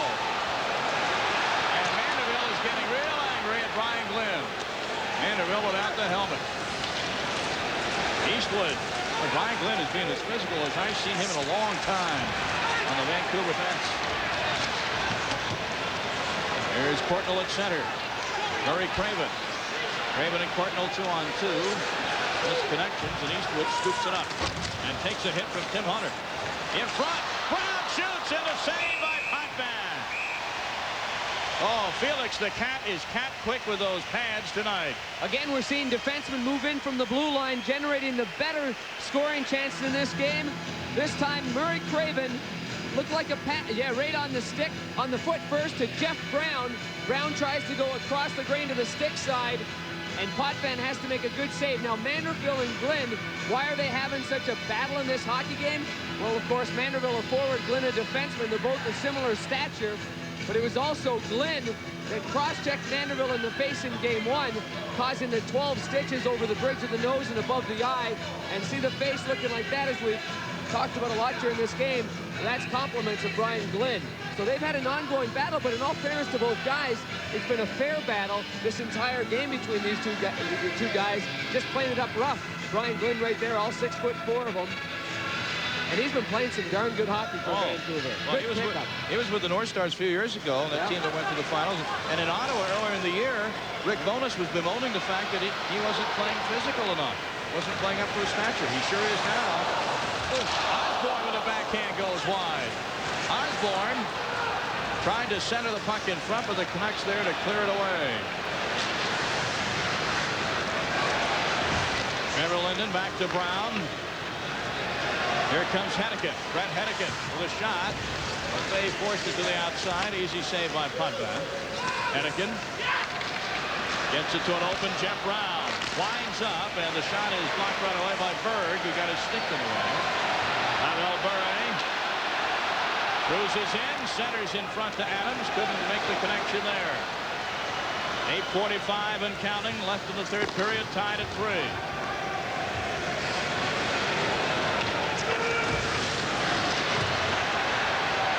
Here's Wendell Clark.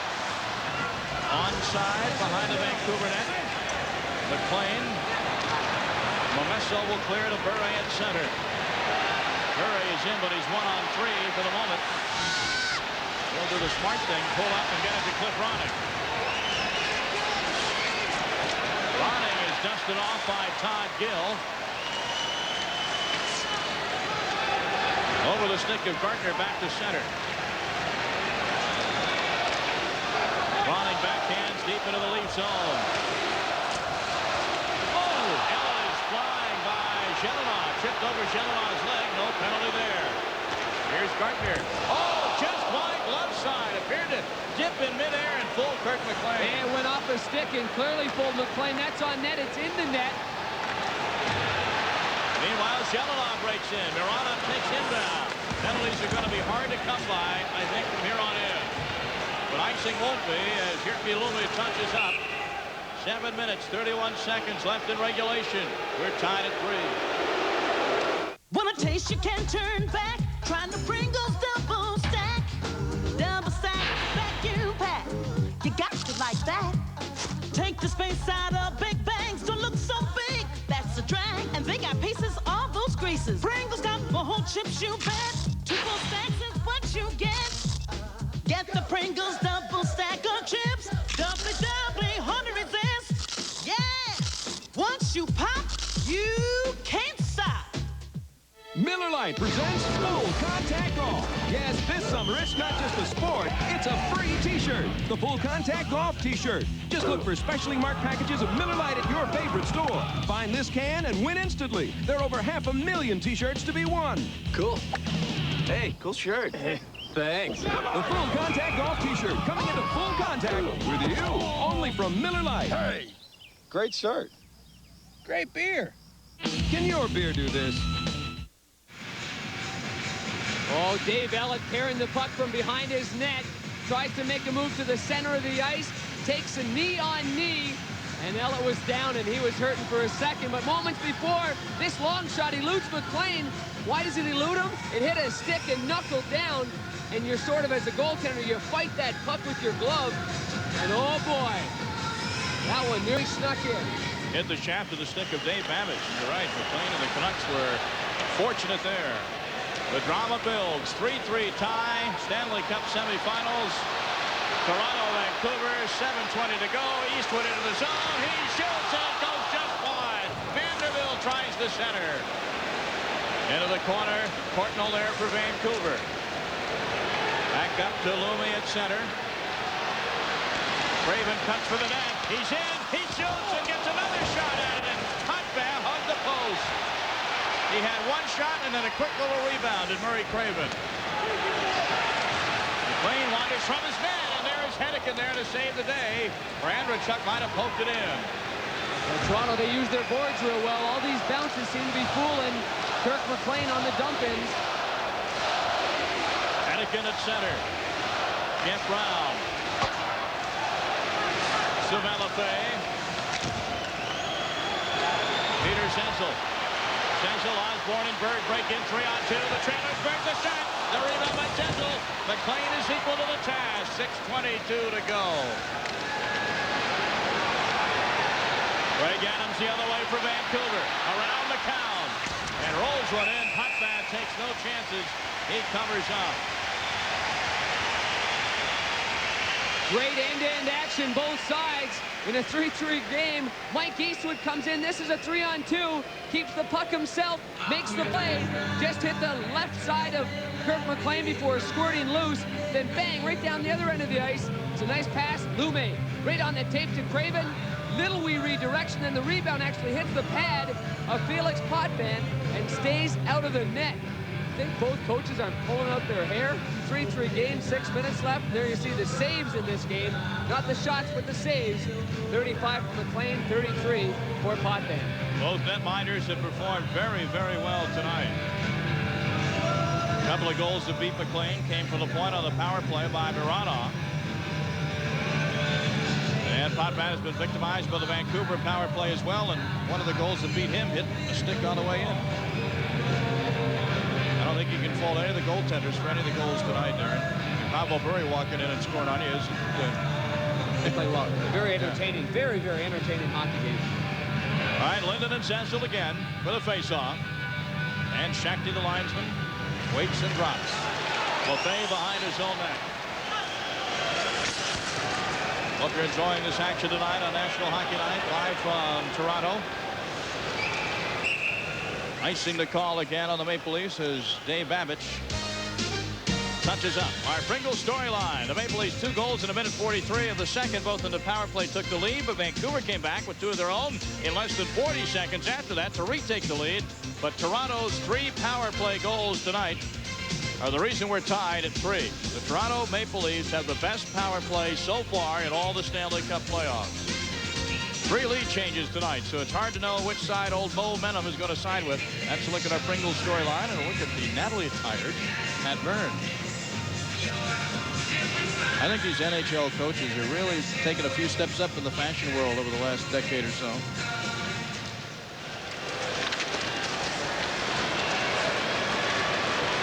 Puck comes all the way back into the Vancouver end. Will it be icing again on Toronto? No. And Bill Berg pitches in. Bill Berg has Zensel in front. He goes wide. Here comes Pavel Bure along with Adams. Bure surrounded. Still gets a shot away. Greg Adams cuts off McCown's clearing attempt. Adams to Bure. Bad angle shot. Had a lot of steam on it. Hotman almost appeared to duck on that.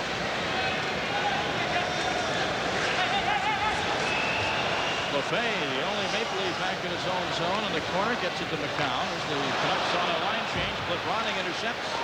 And Ronning and McCown go down, and Jamie McCown may be called here. Yes, it's going to come up against the Leafs. Cliff Ronning was sent down, and Jamie McCown will be sent to the penalty box with 5:11 to go in regulation time. Little Cliff Ronning moving his feet over the blue line. Trying to turn it to the inside, and you see the 2 hands. McCown's got him. It's a good call by the officials. Holding on Ronnie, and it's late in the game, but it's got to be called. And that's a good call, and it's going to give Vancouver one heck of an opportunity for the go-ahead goal.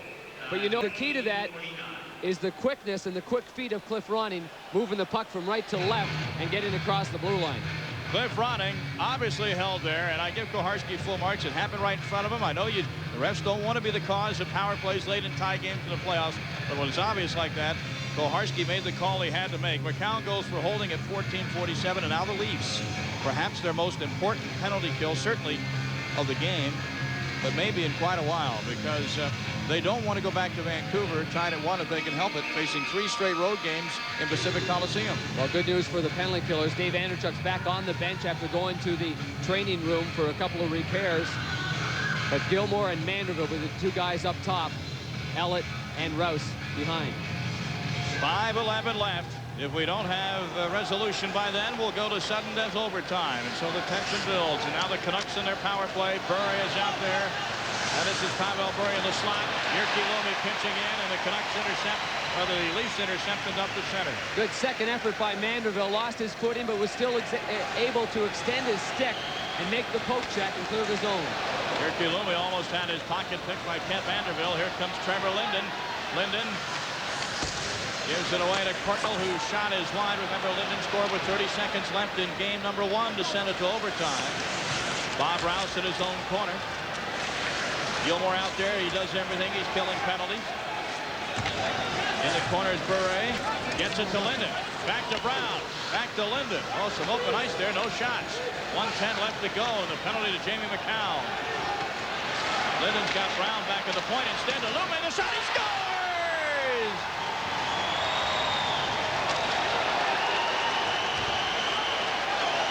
And Dave Ellett is very fortunate. He didn't draw a penalty for decking Jeff Cortnell after the goal. Jyrki Lumme has given the Canucks the lead. Lumme makes a nice play, and we see the defenseman again pinching in from the point position. Jeff Brown's at the top of your center of your screen. To the right of your screen, you're going to see Lumme. They're going to wait it out, and here he is right here. He just moves in, and now he's got patience, waiting for the right play. There it is on a simple wraparound play. And again, right after the play, Dave Ellett just hammers Cortnell from the front, gives him a shot, a sign of frustration, and the power play works for Vancouver, and that's giving them the lead. And again, I say it, Ellett lost his focus, and Dave Ellett isn't one to take bad penalties or dumb penalties. He almost It could be argued there's third one there, but since Vancouver scored, no whistle, and they'll take the lead. Anytime you get a power play that late in a 3-3 game in the semifinals, I think you take that and go with it. Oh, absolutely. You run before they change their mind. Shots on goal even at 38. And now the Vancouver Canucks less than 4 minutes away from tying up the series. Lume from Linden and Brown at 15:46 on the power play. Eastwood to Gardner, gets wide on the glove side. And Gardner had a lot of net to shoot at. Eastwood's played so well now. He's on the ice in the regular Gilmore line. So Eastwood's with Clark and Gardner.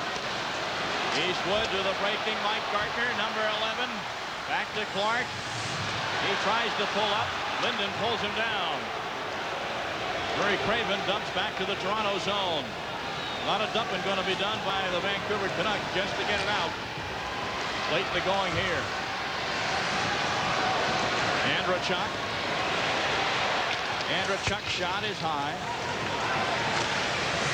Ian Lume in the corner. Pops up in the air. The ice is chopped up now late in the period. I see a lot of bouncing pucks.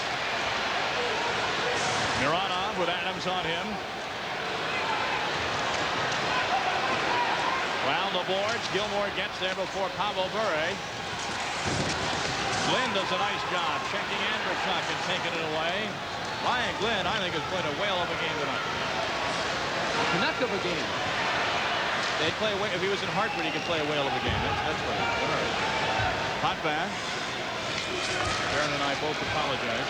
Mironov. The center to Nikolai Borshevsky.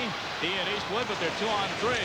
Borshevsky's centering pass intercepted by McIntyre. 2:20 to go in regulation time.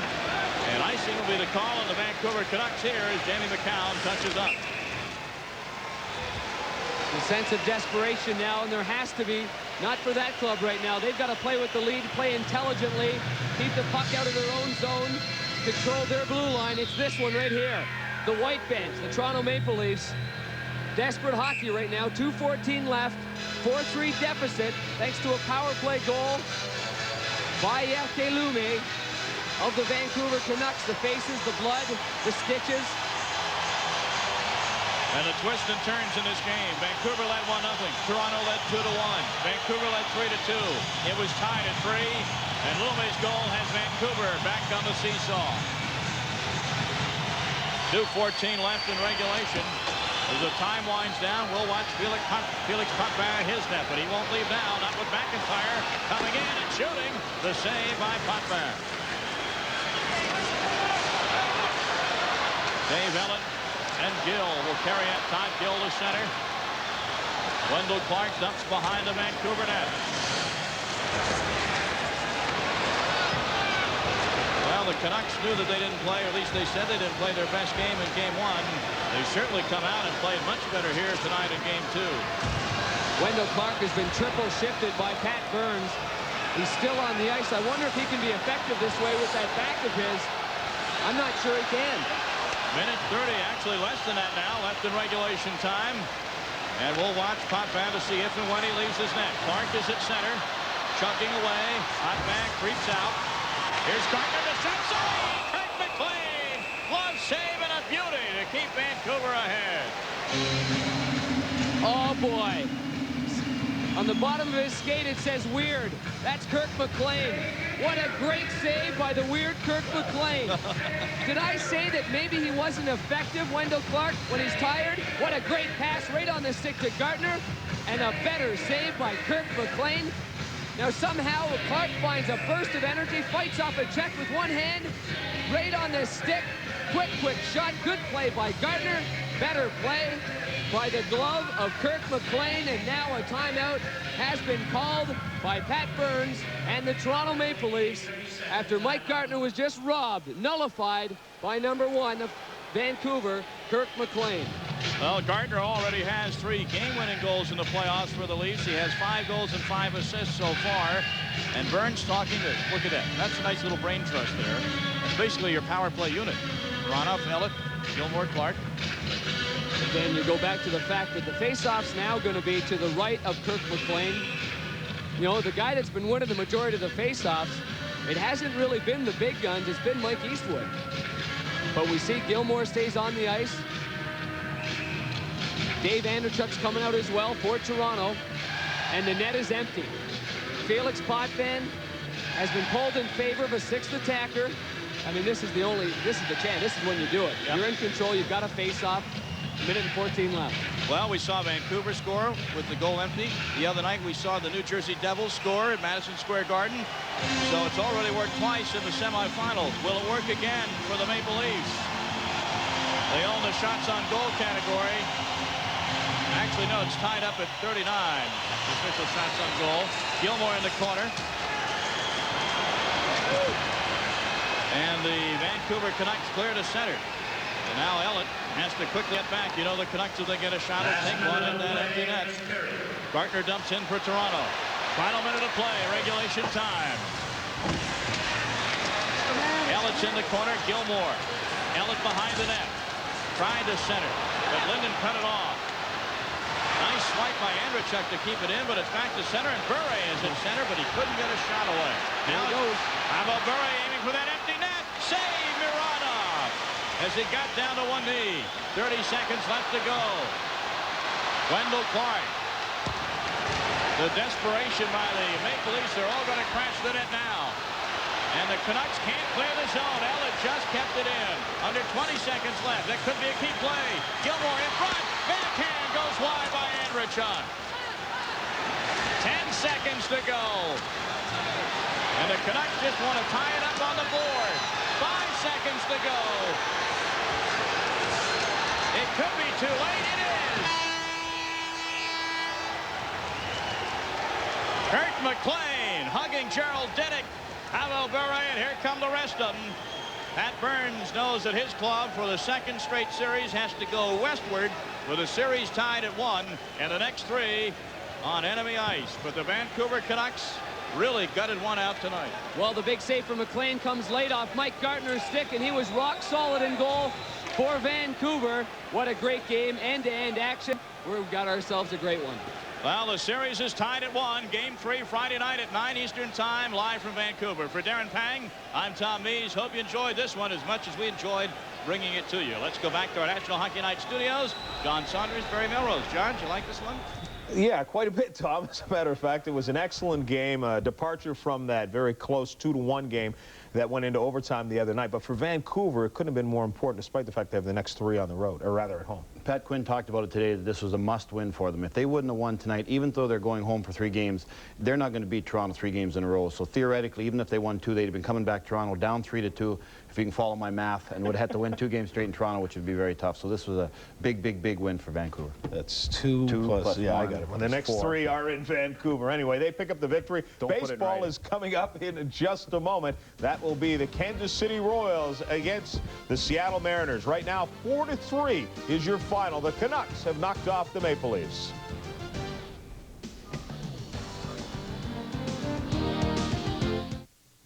Pressure.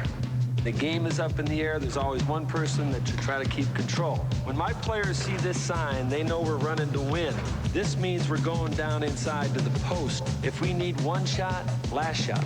They're going to see a one-up. When we need poise, we bring it right down. If you're out there having a couple of drafts with a couple of friends, I got a sign for you right now. Right here. Use your head. Think when you drink.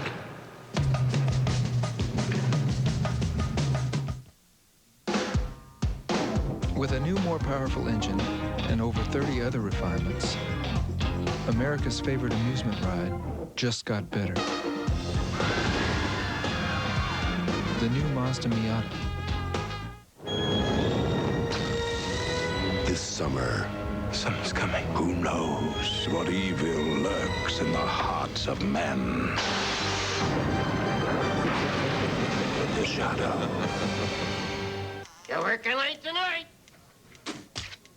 The passive type probably plays Nintendo. You're working late tonight.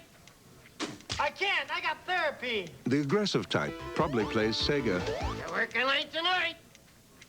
Could we try that with a knock? And the other type definitely plays 3DO, the most advanced home gaming system in the universe. Get a free John Madden Football and Crash and Burn when you buy a 3DO system.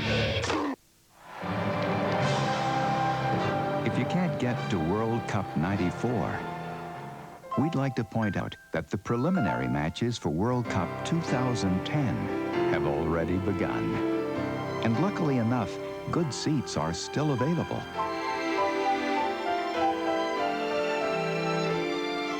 McDonald's, proud sponsor of the world's biggest soccer game, even prouder sponsor of some of the world's smallest.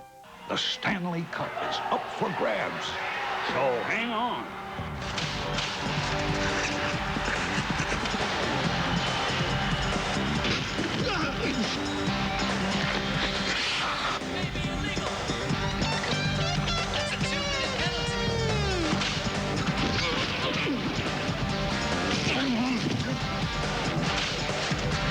This is the NHL at its best. Check it out. Brian McRae and Ken Griffey Jr., their dads gave us a lot of pleasure watching baseball over the years, and now the youngsters are doing it as well. The Royals and the Mariners, that one is coming up in just about 5 minutes' time, and tomorrow at 7:30 Eastern Time, it's tied at 1 apiece. The Eastern Conference Final, New Jersey now at home. The Rangers trying to pull this one away as they move across the Hudson. That is all the time we have right now. For Barry Melrose, I'm John Saunders. Thank you very much for watching once again. Vancouver has even the series with Toronto. We'll see you again tomorrow night. Baseball's up next. Good night, everyone.